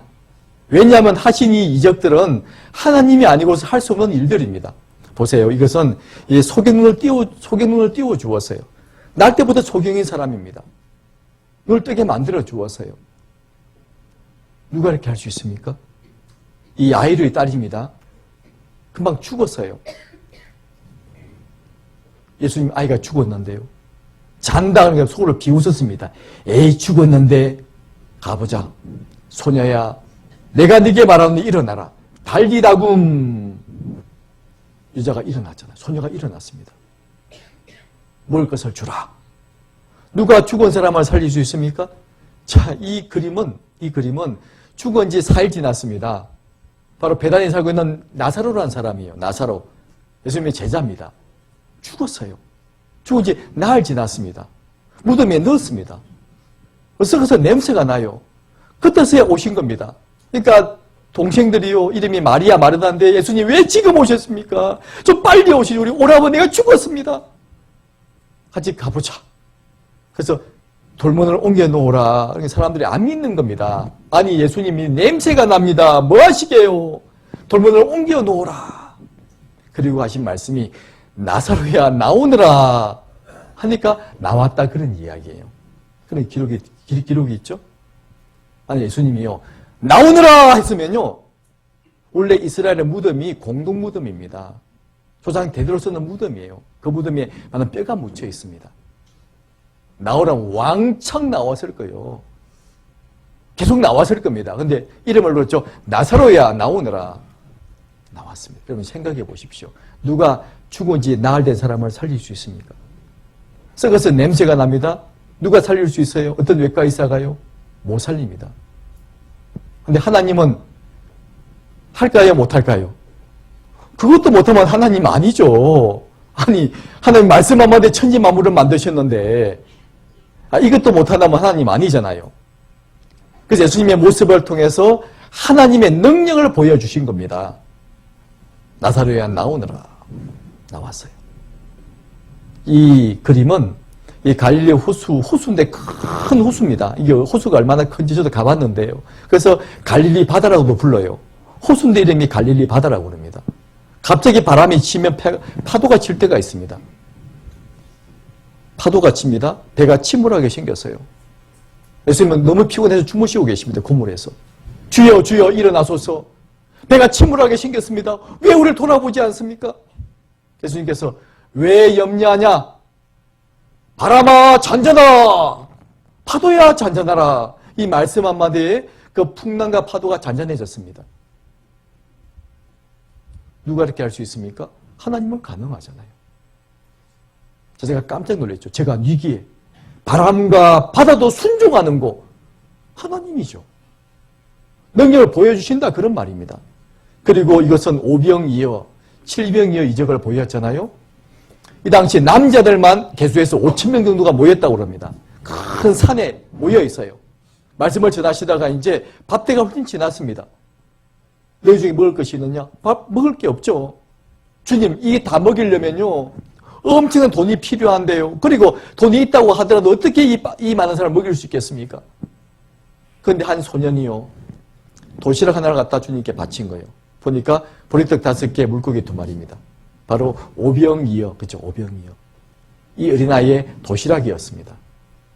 예수님이 말씀하시기를 50씩, 100명씩 앉게 하라. 하늘을 우러러 축사하시고 떼어 나누어 주니까 이 오병이어를 가지고 남자들만 개수해서요, 5,000명을 다 배불리 먹고도 12바구니를 거두었잖아요. 누가 이렇게 할 수 있습니까? 하나님이죠. 나중에 7병이어 물고기 2마리, 보리떡 7개 가지고 4,000명을 먹이고 7광주리를 거둔 내용도 나와 있죠. 각색 병자 병을 다 낫게 만들어 주었습니다. 죽은 사람 3명 살렸죠. 야이로의 딸 나사로, 또 하루는 길 가다 보니까 나인성 과부의 아들이 있습니다. 죽어서 장례식으로 나가는 거예요. 장례식으로 나갑니다. 잠깐 멈춰라. 청년아 일어나라. 즉시 이렇게 세웠습니다. 죽은 사람을요. 누가 이렇게 할 수 있습니까? 바로 하나님의 능력이잖아요. 그러니까 난리가 난 겁니다. 유대인 사회에서. 야, 드디어 구약에 약속하신 메시아가 왔다. 자, 그때 그 당시가 로마의 식민지였습니다. 이스라엘 민족은요. BC 606년 바벨론부터 메디아, 페르시아, 헬라, 그리고 로마까지 무려 큰 4제국의 강대국의 식민지로 살았잖아요. 유대인들이요. 그러다가 로마의 식민지였는데 그때 예수님 이 땅에 태어나셨습니다. 때가 참에 오셨죠? 정말 깜짝 놀라서 다 이 사람을 왕으로 세우자 이렇게 된 겁니다. 근데 예수님께서는 말씀하시기를 내가 왕으로 온 것이 아니다. 인자가 온 것은 사람에게 섬김을 받기 위해서가 아니라 도리어 섬기려 하고 내 목숨을 많은 사람의 대속물로 주리 함이니라. 이 땅에 오신 목적은 사실 우리를 구원하러 오셨습니다. 우리의 죄를 대신 담당하러 오셨어요. 근데 그분이 하나님이야만 우리 죄를 담당할 수 있거든요. 그래서 능력을 보여주셨는데 이 이스라엘 사람들은 오해한 겁니다. 그 능력을 보고 왕으로 삼으려고 생각한 겁니다. 왕으로 세워서 로마로부터 독립하자. 예수님은 그걸 뿌리치고 가셨습니다. 몇 번 그런 일이 있었죠? 유대 종교가들이요. 야, 이 메시아가 아닌가 보다. 백성들도 메시아가 아닌가 보다. 하는 거 보면 메시아가 맞는데 왜 우리를 로마로부터 독립시키지 않고 있지? 결국 어떻게 한 줄 아십니까? 시간이 흘러갔습니다. 예수를 죽여버리자. 이렇게 된 겁니다. 왜냐하면요, 이 유대 종교가들이 문제가 생겼습니다. 그래서 책망했거든요. 책망했습니다. 그래서 성경을 정확히 몰랐습니다. 책망을 듣자 그들은 분노했죠. 자기 인기는 점점 식어가고 예수의 인기가 더 올라갑니다. 결국은 시기하는 마음이 생겼습니다. 계속 죽이려고 계획을 세우죠. 율법 지키지 않는다, 누명을 씌웁니다. 지금 하나님의 아들이라고 그런다, 누명을 씌워요. 그 말이 맞는데 결국 죽이려고 계획을 세웁니다. 그런데 그 당시 이 이스라엘 사람은 로마의 식민지였습니다. 사람을 죽일 군한이 없어요. 그래서 총독 빌라도에게 예수를 끌고 간 겁니다. 예수를 죽여주시오. 결국은 총독 빌라도에 의해서 예수님을 십자가 못 박아 죽이잖아요. 그 이유를 잠깐 생각해 봐야 됩니다. 왜 그렇게 죽였느냐? 여기 보시면 그들이 크게 3가지 이유가 있습니다. 배째간 크게 3가지 이유가 중요한 교훈이 돼요. 우리의 교훈이 됩니다. 첫 번째가 뭔지 아세요? 그들은 메시아에 대해서 오해했습니다. 그리고 무지했어요. 잘 몰랐습니다. 그들은 단지 메시아를 로마로부터 독립시켜 줄 것만 생각한 거예요. 그 문제는요, 육신적인 것만 생각했다. 그런 말, 육신적인 것만. 자, 구약 성경에 보면요, 2가지 메시아상이 있습니다. 먼저, 초림하실 때, 처음 오실 때는 고난받는 종으로서의 메시아가 있어요. 이사야 53장에 기록되기를 그가 찔림은 우리의 허물을 인하며 그가 상함은 우리의 죄악을 인함이라. 우리를 구원하시기 위해서 한 마리 양처럼 죽어야 될 것이 구약에 예언되어 있습니다. 시편 22편에도요. 비참하게 했다가 죽으실 것이 예언되어 있거든요. 초림하실 때 반드시 우리 위해 죽어주셔야 됩니다. 우리 죄를 위해서. 그리고 나중에 재림하실 때는 만왕의 왕으로 오시죠. 시편 2편에 기록되어 있습니다. 저가 철장을 가지고 쇠 몽둥이를 가지고 만국을 깨부실 것이라. 쇠 몽둥이 가지고 용기 그릇 깨보세요. 퍽퍽퍽 잘 깨질 겁니다. 이렇게 세계를 정복할 것이 또 예언되어 있습니다. 근데 문제는 이 두 가지가요, 함께 섞여 있는 거예요. 마치 이것처럼요. 이 구약 성도들은 초림과 재림을 함께 봤던 겁니다. 오시면 한꺼번에 다 할 줄 생각했던 거예요. 한꺼번에. 성경은요, 초림과 재림 사이에 큰 깊은 계곡이 있습니다. 이 시대가 지금 교회 시대라고 그래요. 하나님은 이스라엘 민족을 구원하시면 안 되잖아요.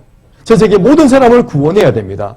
모든 사람을 구원하기 위해서 이스라엘 샘플로 선택했는데 유대인들은요, 자기들만 생각한 거예요. 그러면 안 되죠. 이스라엘 샘플입니다. 이스라엘을 통해서 온 세상 사람을 다 구원시켜야 돼요. 언제 재림하실 때 우리 다 구원해 주시거든요.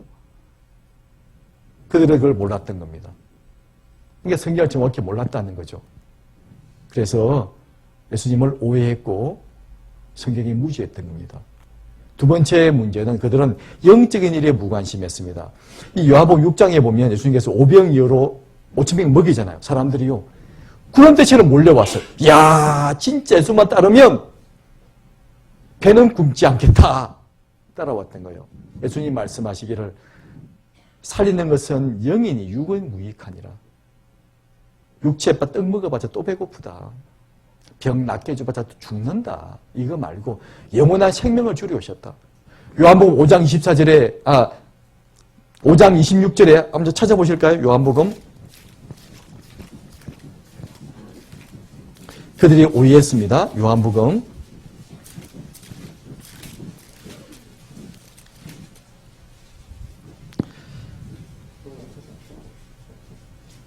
요한복음 6장 한번 보세요. 6장에 보면 6장 40절입니다. 6장 40절 같이 읽어보시겠습니다. 내 아버지의 뜻은 아들을 보고 믿는 자마다 영생을 얻는 이것이니 마지막 날에 내가 이를 다시 살리리라 하시니라. 내 아버지의 뜻은 예수님을 보고 믿는 자마다 영생을 얻는 이것이다. 영원한 생명을 말씀하셨습니다.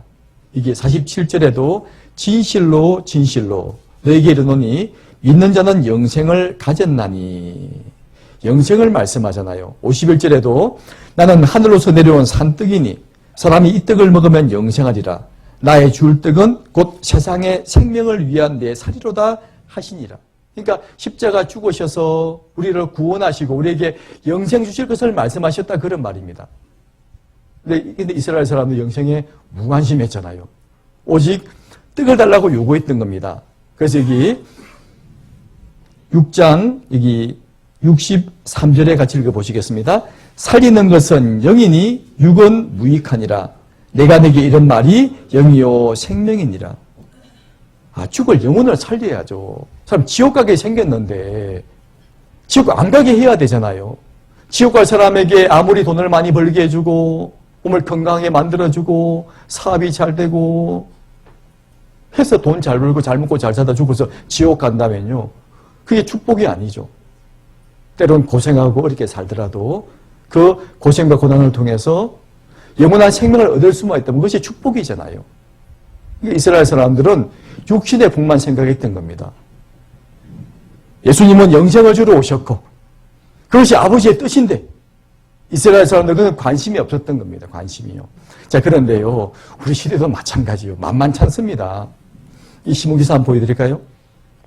2004년도에 한국인의 종교의식을 갤럽에서 설문을 받았어요. 왜 종교를 가집니까? 라고 질문했죠? 뭐라 말합니까? 평안 얻기 위해서. 67.9%.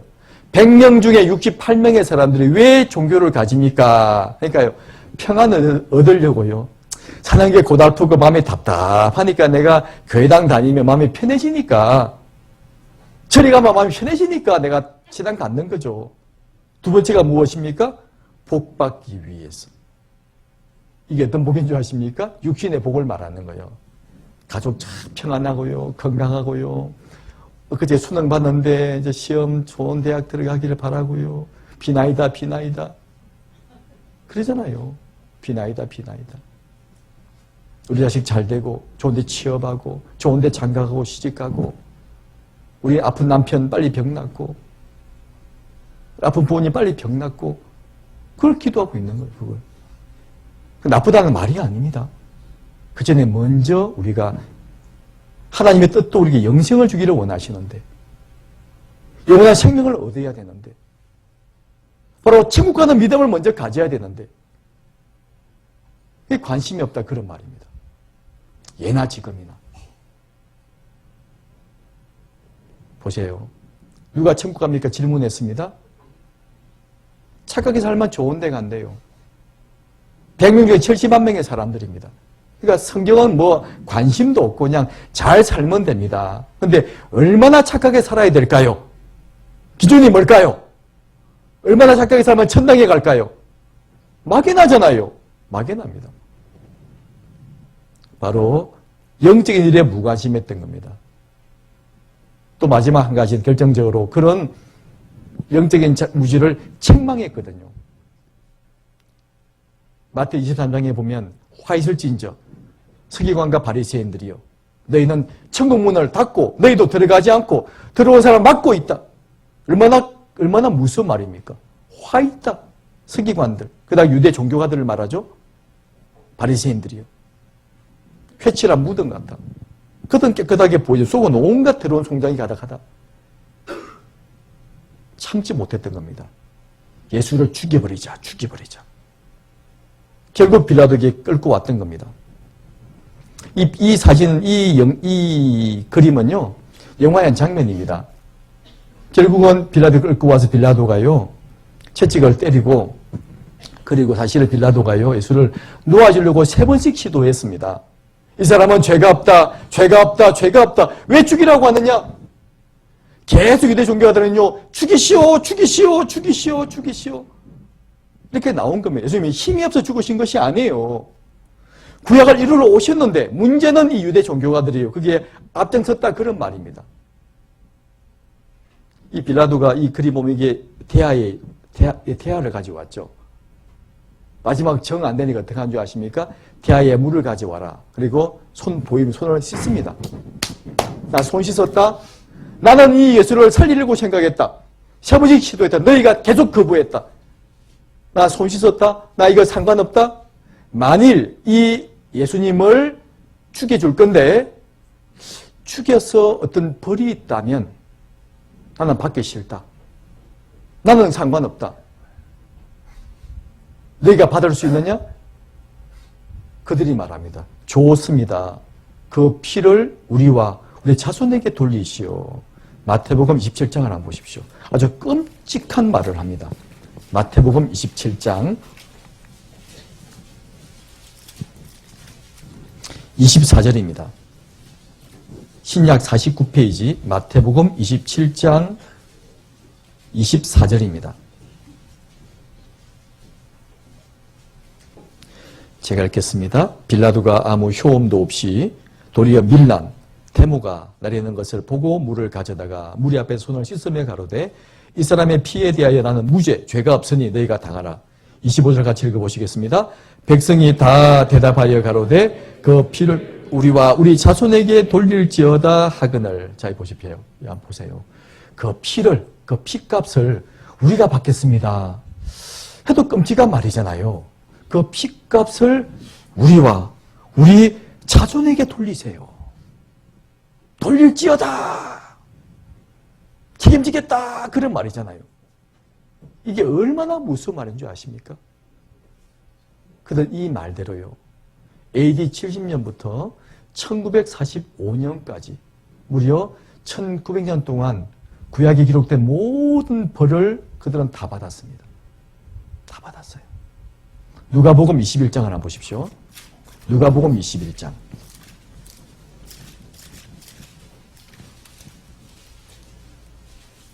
20절입니다. 누가복음 21장 20절 133페이지입니다. 너희가 20절입니다. 너희가 예루살렘이 군대들에게 애워 쌓이는 것을 보거든 그 멸망에 가까운 줄을 알라. 그때 유대에 있는 자들은 산으로 도망할지며 성 내에 있는 자들은 나갈지며 촌에 있는 자들은 그리로 들어가지 말지어다. 22절을 같이 읽어보시겠습니다. 이 날들은 기록된 모든 것을 이루는 형벌의 날이니라. 예수님께서 하신 말씀입니다. 다 알고 물론 알고 계시죠. 자, 너희가 예루살렘이 군대에게 에워싸일 거다. 포위당할 거다. 그때가 그 멸망에 가까운 줄 알고 절대 그리로 들어가지 마라. 그날은 기록된 모든 것을 이루는 구약성경 전체에 기록되어 있습니다.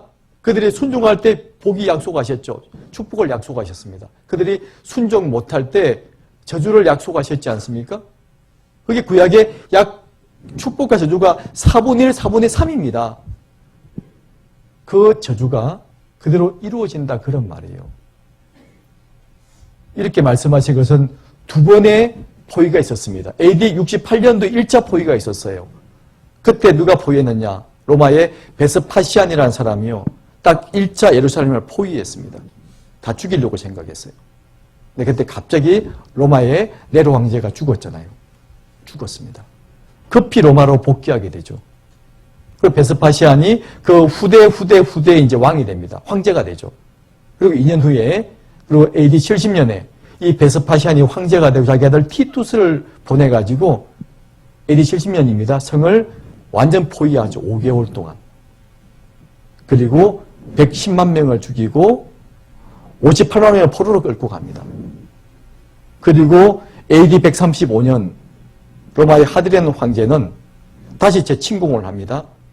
예루살렘 전체를, 이스라엘 전체 980억 도시를 다 파괴시켜버려요. 다 불질러버립니다. 나무를 다 베어버리죠.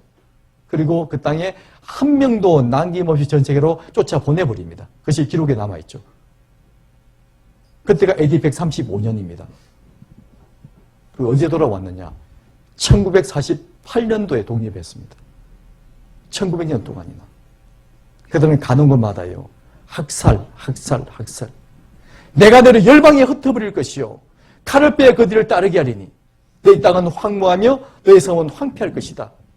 라고 예언은 레위기 26장 33절의 말씀처럼 그들은요. 가는 곳마다 쫓겨다닙니다. 뒤에 칼이 따라와요. 칼이.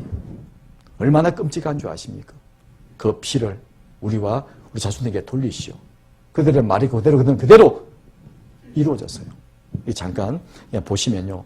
그렇죠. 이 날들은 기록된 구약의 모든 것을 이루는 형벌의 날이 될 것이다. 그리고 언제까지입니까? 저희가 칼날의 죽임을 당하며 모든 이방에 전 세계에 포로로 끌려가겠고 예루살렘은 이방인의 때가 있죠. 하나님 정한 때가 있습니다. 바로 이방인들이 구원받을 때가 분명히 있습니다. 그 때가 찰 때까지 이방인들에게 짓밟힐 것이다. 어디 가요? 예루살렘이. 이 예루살렘은 다윗 성입니다. 그곳에 성전이 있어요. 이스라엘 수도 이런 개념이 아니고 그들은 성전을 가장 귀한 장소가 예루살렘입니다. 이 예루살렘이 바로 이방인들에게 짓밟히는 거예요. 무려 언제까지? 이방인대가 찰 때까지. 물론 지금도 짓밟히고 있습니다. 1967년도 예루살렘을 탈환했습니다. 근데 가장 중요한 자리 있죠. 바로 성전 자리에 지금 황금돔 사원이 서 있잖아요. 그것이 곧 나중에 이제 파괴될 겁니다. 그때가 역사의 마지막이에요. 어쨌든 이렇게 약속하신 대로 예언대로 이루어집니다. 보세요. 신명기 28장에 말씀하셨습니다. 기록되어 있어요. 네가 순종하지 않을 때 내 하나님 여호와께서 내게 주신 자녀 곧 내 몸에 소생의 고기를 먹을 것이라.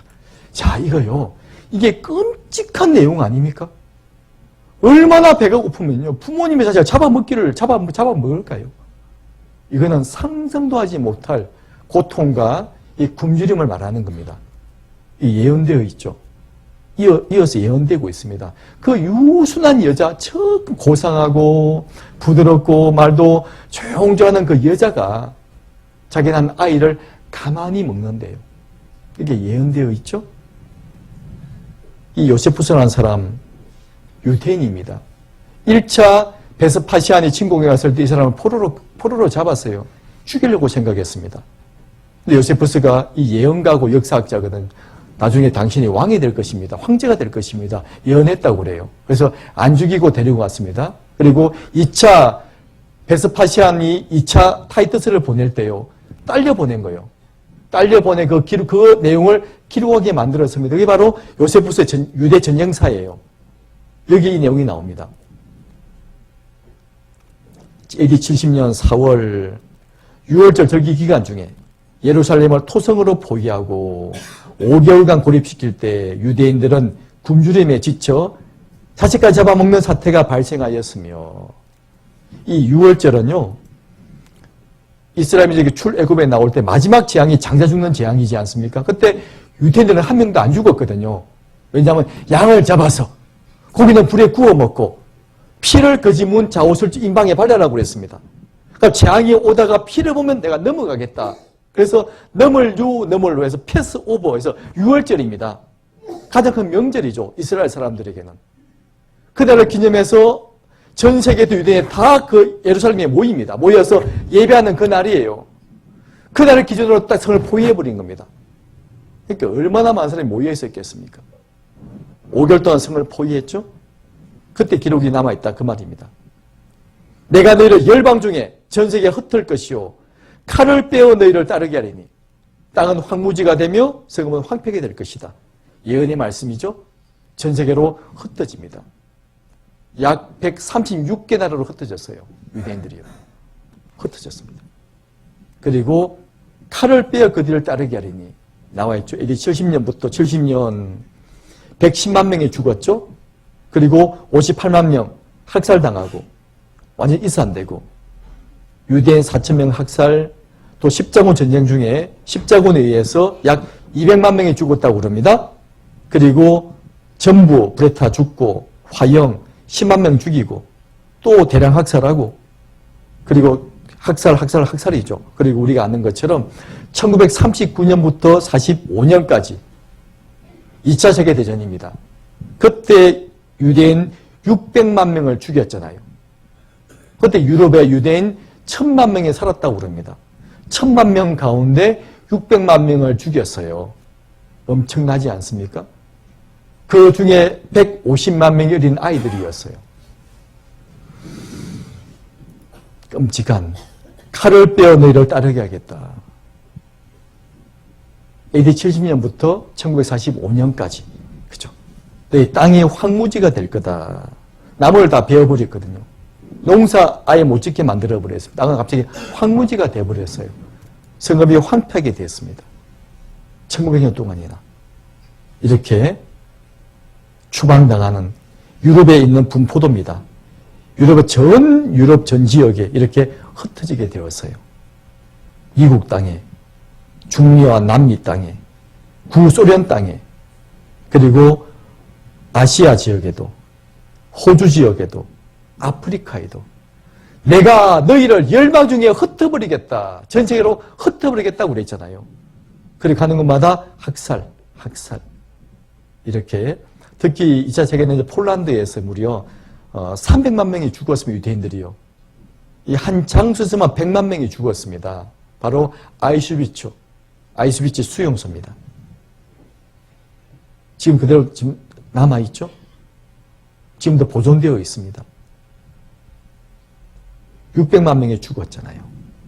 전기 철조망 도망가지 못하게 고압전류가 흐르고 있습니다. 이 가스실이죠. 샤워가 아닙니다. 노란 지글로비 독가스를 퍼뜨려서 죽입니다. 살충제거든요. 죽이죠. 시체가 쌓인 거 보세요. 사람을 생체 실험을 합니다. 무려 40만 명을 실험용으로 살해했잖아요. 유대인들이요. 동물로 실험한 것이 아닙니다. 독일은 실제 사람으로 실험을 했어요. 그래서 독일 약이 좋은 겁니다. 아세요?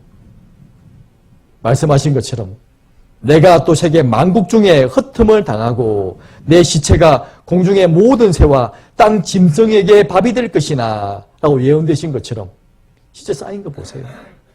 다 유대인들입니다. 나중에 전쟁 끝난 다음에 일일이 한 곳씩 치울 수가 없죠. 구덩이 파서 500개씩, 1000개씩, 50개씩, 100개씩 몰아넣는 이런 사진들입니다. 머리카락, 반지, 안경, 신발, 의수의족들, 야드바셈, 이 예루살렘에 있습니다. 학살 기념관이죠. 제가 찍은 사진입니다. 600만 명이 죽었다고 이렇게 새겨놨죠. 그리고 입구에 나오면요. 입구에 좀 나오는 쪽에 보면, 출구 쪽에 큰 별도의 관이 별도로 있습니다. 이것이 바로 어린이 추모관이에요. 들어가면요. 캄캄한 방에 촛불만 어른어른거립니다. 촛불 개수가 15만 개예요. 나와 있죠? 150만 어린이를 추모하기 위해서. 계속 구절번 음악이 나와요.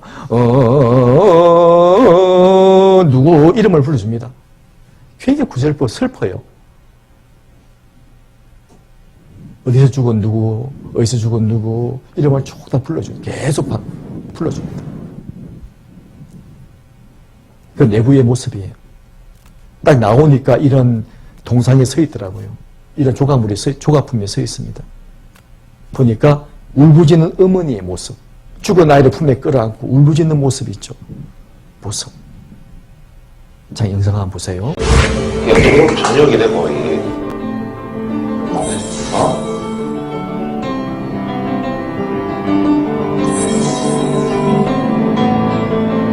폴란드 숫자가 그러네. 나 지금 정말 심하다고 200만, 300만. 폴란드가 유대인들이 진짜 많이 살았구나. 폴란드 압도적으로 제일 많았었어요.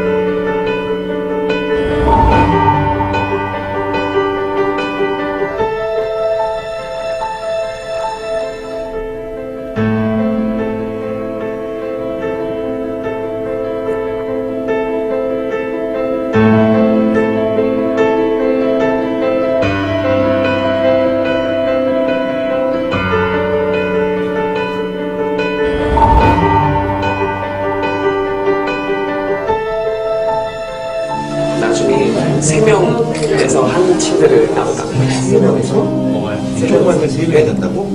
아니, 요 칸안에서 3명. 네. 이거 완전 애기 침대 같은 거. 화낼 수밖에 없나.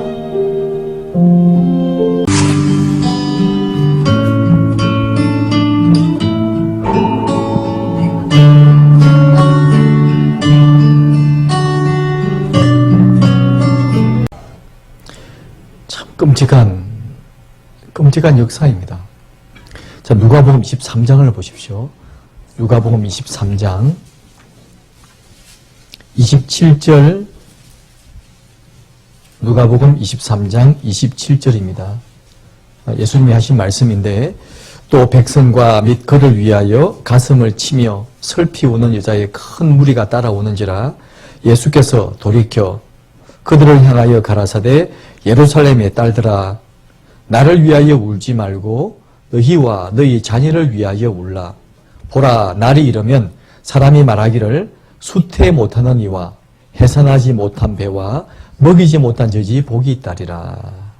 예수님께서 이제 잡혀가실 때 많은 사람이 가슴을 치면서 정말 슬피 울고 있는 겁니다. 그들을 보셨죠.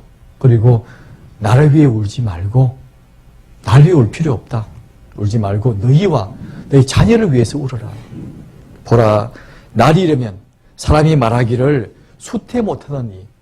이스라엘 여인들은 이 아이를 못 가지면 정말 큰 수치라고 생각을 해요. 이 저주받았다고 생각을 합니다. 근데 그때는 그 여자가 복이 있다. 수태 못하는 이와 해산하지 못한 배, 그렇죠, 같은 말이죠. 그리고 먹이지 못한 젖, 같은 말입니다. 그 여자가 도리어 복이 있다리라. 왜 그렇습니까? 아이들이 실제 그 당시 기록을 보니까요, 이 로마 군인들이 예루살렘 멸망시킬 때 어떻게 한 줄 아십니까? 젖먹이를 빼앗아서 그냥 돌 위에 쳐 죽였대요. 젖먹이를요. 그걸 지켜봤다고 부모가 지켜본다고 생각을 해보십시오. 생지옥이요, 생지옥. 임사고 배를 갈라서 죽였답니다. 얼마나 끔찍합니까? 차라리 아이가 없는 사람들은, 임신하지 못한 사람이 복이 있다고 말씀하신 거예요. 그러면서 30절에 그때 사람이 산들을 대하여 우리 위에 무너지라 하며 작은 산들을 대하여 우리를 덮어라 하리라. 얼마나 끔찍하면. 물론 이 말씀은 십자가 돌아가시고 약 37년 후에 생길 일을 미리 예언하고 있는 겁니다. 그때 얼마나 끔찍하면 산들이 위에 덮어버리라. 깔려 죽는 게 낫겠다 생각한다는 겁니다. 자, 31절은 같이 읽어보시겠습니다. 푸른 나무에도 이같이 하거든 마른 나무에는 어떻게 되리요 하시니라. 아주 의미심장한 말씀을 하셨죠. 푸른 나무도 이같이 하거든. 바로 푸른 나무는 선택한 이스라엘 민족을 설명해요. 마른 나무는요, 바로 이방인들을 상징하는 겁니다. 하나님의 선택한 이스라엘 민족도 예수님을 끝까지 배척했을 때 이런 큰 벌을 받겠거든. 이방인들은, 우리 이방인들이잖아요. 우리는 성경을 가지고 있고, 그리고 지난 역사를 우리 배울 수 있습니다. 교훈 받을 수 있잖아요. 역사를 보면서도 불구하고 고집 부리고 믿지 않고 예수님을 배척한다면 어떤 벌을 받겠습니까? 자, 푸른 나무가 불에 잘 탈까요? 마른 나무가 불에 더 잘 탈까요? 마른 나무잖아요. 마른 나무입니다. 푸른 나무도 이같이 하거든. 마른 나무 어떻게 되리요 하시죠. 이스라엘이 푸른 나무죠. 이방인은 마른 나무입니다. 예레미야 25장 29절에 같이 읽어보시겠습니다. 보라, 내가 내 이름으로 일컬음을 받는 성에서부터 재앙 내리기를 시작하였은즉 너희가 어찌 능히 형벌을 면할 수 있느냐? 연치 못하리니 이는 내가 칼을 불러 세상의 모든 거민을 칠 것임이니라 하셨다라. 만군의 여호와의 말이니라. 내 이름으로 일컬음을 받는 성, 바로 예루살렘이고 이스라엘 말하잖아요. 재앙을 받았습니다. 근데 너희가 어찌 능히 형벌을 면할 수 있느냐? 세상의 모든 거민을 칠 것이다. 마지막에 심판을 하신다, 그런 말씀이에요. 하나님 우리를 너무너무 사랑하십니다. 잘 아시잖아요. 너무너무 사랑하셔요. 근데 이제 노아 당시에 왜 멸망을 당했습니까? 그들이 방주가 없어서 멸망당한 것이 아닙니다. 방주가 만들어져 있어요. 타기만 하면 돼요. 근데 노아 말을 그들은 비웃었습니다. 조롱했습니다. 하나님 우리를 떠나소서 그랬잖아요. 우리 관심 없습니다 그랬다니까요. 노아 그 말을 비웃었습니다. 조롱했습니다. 갑자기 심판이 임하게 된 거예요. 피할 수가 없다, 그 말입니다. 방주가 예비되어 있었습니다. 방주에 타지 않았어요. 결국 그들은 멸망당했습니다. 우리 시대도 마찬가지잖아요. 성경을 통해서 봐라, 성경을 봐라, 하나님 말씀 아니냐? 바로 하나님입니다. 하나님 말씀이 기록되어 있다. 내 하나님 믿는다며. 믿으면 말씀도 믿어야지. 말씀을 덮어놓고 믿음을 가진다고요? 그럼 맹신입니다. 미신이에요. 하나님 우리를 사랑하십니다. 우리를 구원하기를 원하세요. 사람들이 에이, 천국이 있겠어? 지옥이 있겠어? 이 이스라엘 민족 보면 정말 생지옥이 이것이다. 지옥 실감할 수 있잖아요. 이게 지옥 모습 아닙니까? 하지만 이 땅에서는 죽으면 끝나죠. 예수님 말씀하신 지옥은 영영한 불이라고 말씀하십니다. 영원한 불이래요. 영원한 불이랍니다. 지옥은 나오는 문이 없대요. 입구밖에 없습니다. 마귀와 그 사자를 위하여 예비된 영영한 불, 그게 지옥이에요. 사람들 마귀 말을 더 좋아합니다. 마귀가 무슨 말 하죠? 에이, 하나님 같은 거 없어. 죽으면 끝이야. 뭐가 있겠어? 나 학교에서 안 배웠어, 진화론? 진화된 거야. 하나님이 어디 있어? 마귀의 새빨간 거짓말입니다. 그 말에 귀를 기울이지 마세요. 우리 지금 성경 확인해보고 있지 않습니까? 마귀의 거짓말 들으면 안 됩니다. 우리는 진리의 말씀, 하나님 말씀을 통해서 하나님을 만나야 되고 가까이 와야 됩니다. 자, 이스라엘 민족 멸망했죠? 이걸 끝나버린다면 하나님은 이제 의미가 없어요. 끝난 것이 아닙니다. 하나님은 이제 그들 멸망케 하셨다가 이제 때가 되면 다시 다 불러 모으실 것을 또 약속하셨습니다. 다 불러 모으신대요. 땅이 황무지가 옥토가 되고 마른 데가 다 살아나고 큰 군대가 되고 큰 나라가 되고 세계를 지배하고 그렇게 하신대요. 이유가 뭔지 아십니까? 에스겔 36장에 보면 사람들이 말하기를 하나님이 죽었다고 말한다는 거예요. 하나님이 살아계시면 하나님의 선택한 이스라엘이 이렇게 죽음을 당할 수가 있느냐? 이거 보니까 하나님이 죽었다. 그 나온 신학이 바로 미국에 있는 사신신학에 나오게 된 거예요. 사신신학. 신은 죽었다. 하나님이 어디 있냐? 그렇게 말할 수 없도록 하나님은 다시 이스라엘 민족을요, 기적적으로 회복시키시겠대요. 때가 되면요. 멸망기 하셨다가 다시금 회복시키신답니다. 자, 에스겔서 36장 하나 보십시오. 이렇게 회복을 시키신대요. 에스겔 36장 8절입니다. 8절 1207페이지입니다. 36장 8절 제가 읽어드릴게요. 그러나 너희 이스라엘 산들아 너희는 가지를 내고 내 백성 이스라엘을 위하여 과실을 맺으리니 그대의 올 때가 가까이 이르렀음이니라. 내가 돌이켜 너희와 함께하리니 사람이 너희를 갈고 심을 것이며 내가 또 사람을 너희 위에 많게 하리니 이들은 이스라엘 온 족속이라. 그들로 성읍들에 거하게 하며 빈 땅에 건축하게 하리라. 내가 너희 위에 사람과 짐승으로 많게 하되 생육이 중다하고 번성하게 할 것이라. 너희 전 지위대로 사람이 거하게 하여 너희를 처음보다 낮게 대접하리니 너희가 나를 여호와인 줄 알리라. 라고 말씀하시면서 여기 19절에 보면요. 19절 왜 이 땅을 다시 회복시키시느냐 이유를 설명하고 있습니다. 그들을 그 행위대로 심판하여 각국에 흩으며 열방에 해쳤더니 그렇죠. 행위대로 심판했습니다. 각국에 흩어버렸어요. 열방에 해쳐버렸습니다. 그런데 20절 그들의 이른바 그 열국에서 쫓겨난 그 전 세계에서 내 거룩한 이름이 그들로 인하여 더러워졌나니 곧 사람들이 그들을 가리켜 이르기를 이들은 여호와의 백성이라도 여호와의 땅에서 떠난 자라 하였음이니라. 21절 같이 읽어보시겠습니다. 그러나 이스라엘 족속에 들어간 그 열국에서 더럽힌 내 거룩한 이름을 내가 아꼈노라. 22절 그러므로 너는 이스라엘 족속에게 이르기를 주 여호와의 말씀에 이스라엘 족속아 내가 이렇게 행함은 너희를 위함이 아니요 너희가 들어간 그 열국에서 더럽힌 나의 거룩한 이름을 위함이라. 23절도 같이 읽어보시겠습니다. 열국 가운데서 더럽힘을 받은 이름 곧 너희가 그들 중에서 더럽힌 나의 큰 이름을 내가 거룩하게 할지라.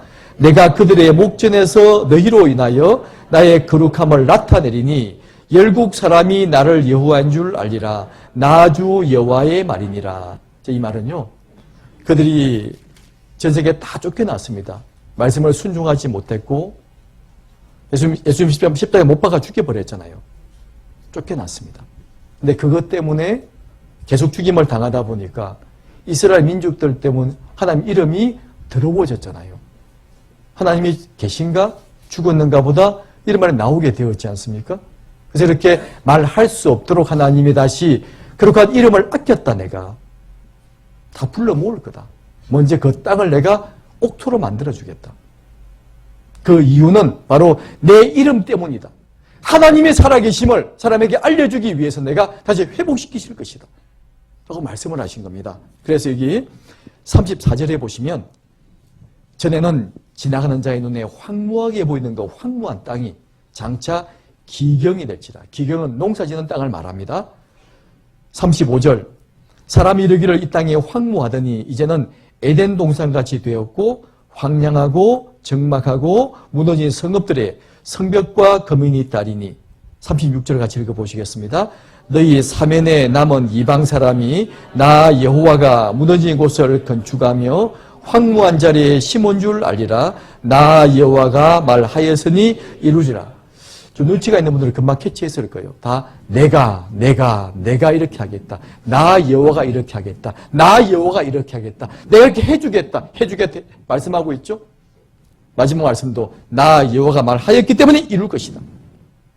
이렇게 예언되어 있습니다. 그런데 진짜 예언대로요. 황무지가 옥토로 바뀌었어요. 우리 시대에. 자, 그만 보겠습니다. 보세요. 여기에 너희 사면에 남은 이방 사람이, 그렇죠? 이방 사람이. 물론 대한민국도 이방 사람들입니다. 이방 사람들이 나 여호와가 하나님이 무너진 곳을 건축하며 황무한 자리에 심은 줄 알리라. 이제 알아야 됩니다. 이 말은요, 전 세계 모든 사람이 이거는 기적이다, 하나님이 하셨다를 알리시겠다, 그런 말씀이에요. 그러면서 나 여호와가 말하였으니 이루리라. 바로 우리 시대에 이렇게 땅을요, 완전히 땅을 회복시켜 주십니다. 영상 하나 보세요. 겨울철 단 2달 동안 내리는 비로만 살아가는 사막의 나라 이스라엘. 그만큼 농사짓기 까다로운 건 역시 바로 이스라엘인데요. 이런 황폐한 땅에서 세계 최고의 선진농업 국가가 되기까지 이스라엘엔 어떤 변화가 있었을까요? 풀한포기 자라기 힘들었던 땅에서 풍요로운 농업 기반을 닦은 이스라엘. 이스라엘 첨단 농업 기술의 집약체. 산업 농업 기술 박람회에서 그 해답을 찾아봤습니다. 사해와 엘라세 사이에 위치해 있는 이스라엘의 동부 마을 아라바. 이곳의 특징은 사막임에도 불구하고 주민 90%가 모두 성공한 농부라는 것인데요. 특히 이스라엘의 종자개발 중심지라도 과언이 아닐 것입니다. החקלאות בישראל ידועה כאחת המובילות בפיתוח החקלאי. עובדים פה כל שנה במו"פ החקלאי אצלנו על פיתוח מוצרים חדשים וזנים חדשים של ירקות. רוב התוצרת החקלאית מהערבה. אני גרה פה 40 שנה באזור, במדבר, וכשבאנו ליישוב שלנו, היום אני מסתכלת בתמונות וקשה להאמין שאנחנו באנו והגענו למקום כזה והפכנו אותו לגן עדן, לגן פורח. 불모의 사막. 이스라엘에서 지난 25년간 농업 생산성이 16배나 증가한 것은 농업이 다른 산업보다 혁신적이라는 믿음에서 나온 것인데요. 특히 농업을 95%의 기술과 5%의 노동에서 나온다는 창의적인 생각이 뒷받침됐습니다. 국토의 60%가 사막인 이스라엘에서 농사를 짓는 데서 가장 중요하게 생각한 것이 바로 농수학부였는데요. 때문에 오랜 연구 끝에 개발한 것이 생활용수를 재활용하는 기술이었습니다. 이스라엘의 농업이 수출에 강한 이유 중 하나는 바로 시장 수요를 미리 읽고 전략 품목을 육성해두는 이른바 품종 개량이 뒷받침됐기 때문인데요. 이곳에서 개발한 토마토 종자만 1,200개. 특히 한국에도 종자를 수출할 정도로 종자 개발에 역점을 두고 있습니다. 최근엔 수량이 풍부한 갈릴리호에서 송수관으로 물을 끌어들여 멀리 떨어져 있는 농경지까지 보내는 독창적인 관계 시스템을 고안해냈습니다.